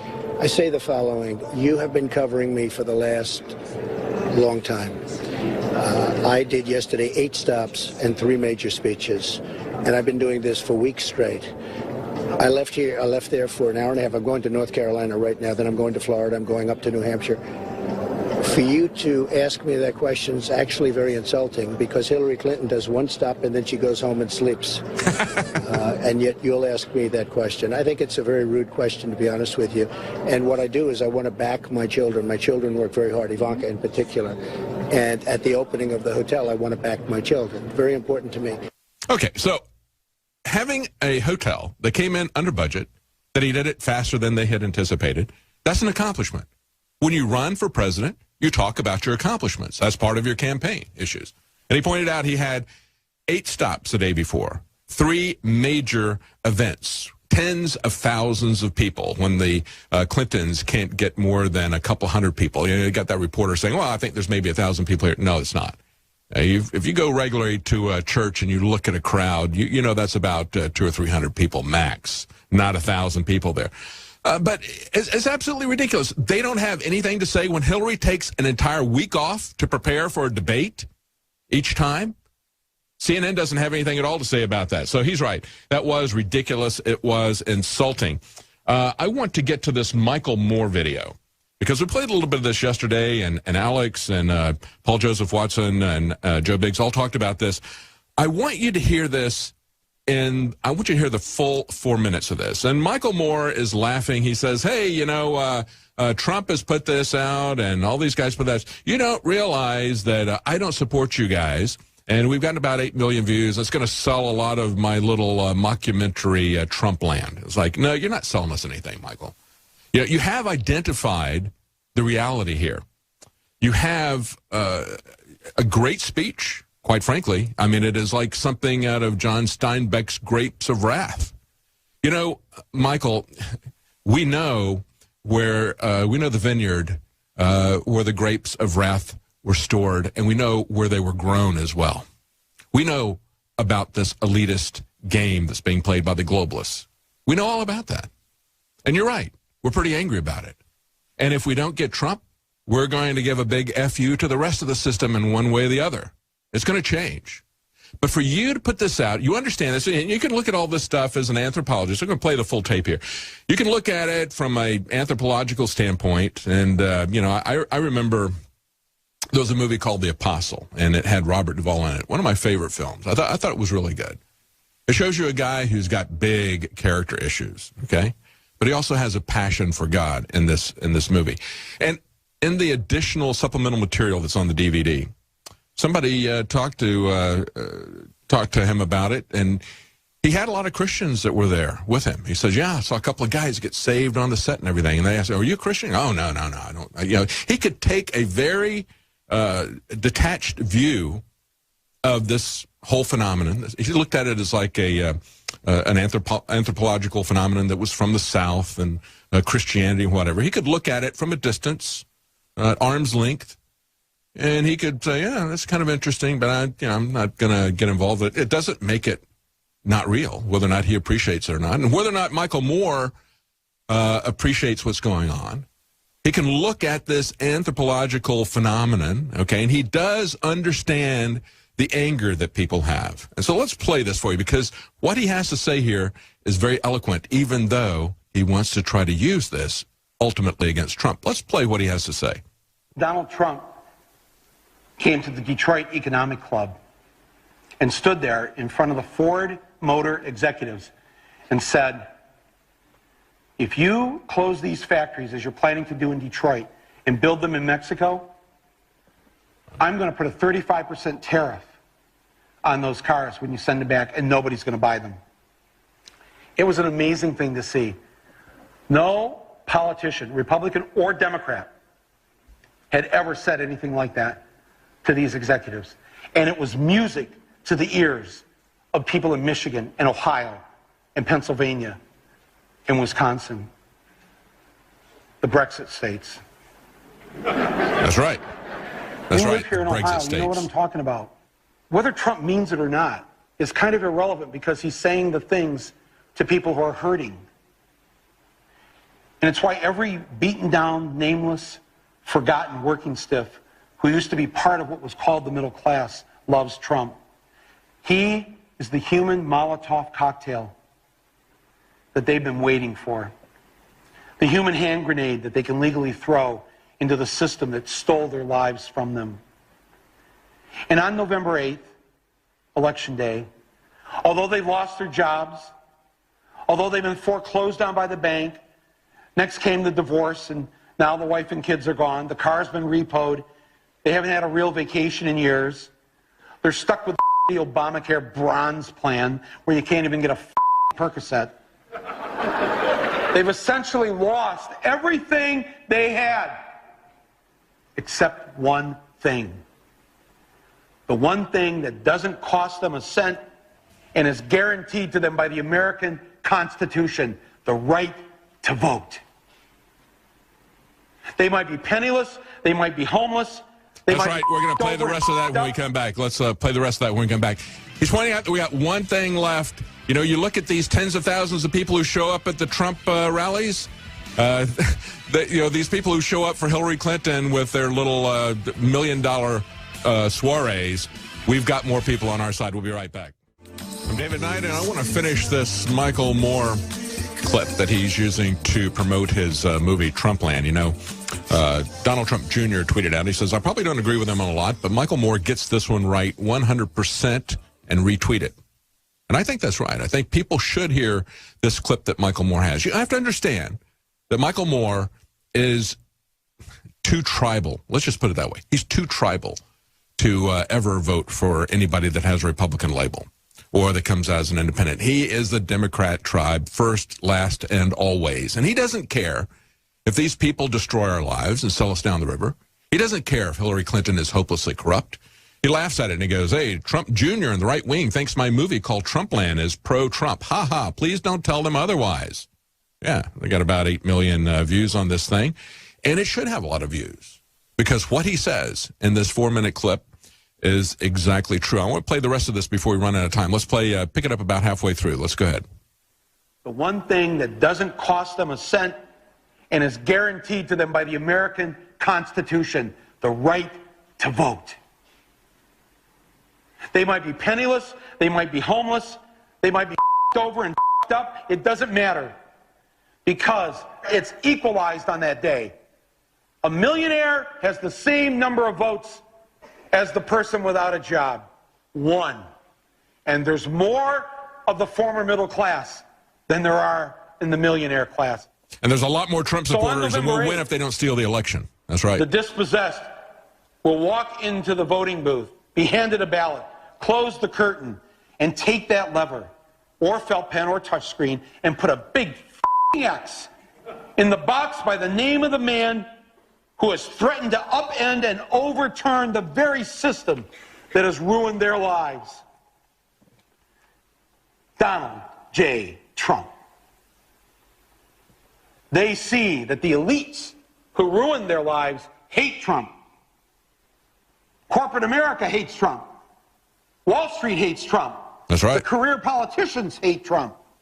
The media hates Trump after they loved him and created him and now hate him. Thank you, media. The enemy of my enemy is who I'm voting for on November 8th.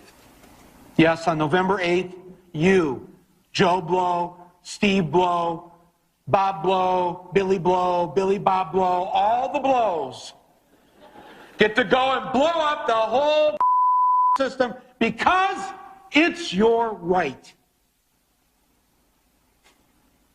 Trump's election is going to be the biggest you ever recorded in human history. And it will feel good. It will feel real good. Gonna so enjoy pushing that button or lever or whatever I've got. You know, he talks about all these Joe Blows going to blow the system up. You know, it's really the Jodes. I mean, go back to the grapes of wrath, right? All these people who in the Depression were fleeing because of the Dust Bowl. You know, the Dust Bowl was a natural disaster. The Rust Bowl, however, which is where he began, the shutting down of our industry in Detroit and other places, the Rust Bowl, that is a man-made crisis. It's a manufactured crisis, manufactured by all these people he just talked about, Wall Street, the media, the professional politicians, and on and on. We know precisely who did it. We know precisely why they did it. We know where they're going with this, and so does Donald Trump. And so it isn't just an FU to the establishment. It's a way we're going to change the direction of this country. Join us tonight for the InfoWars Nightly News, 7 Central, 8 p.m. Eastern. I'm David Knight.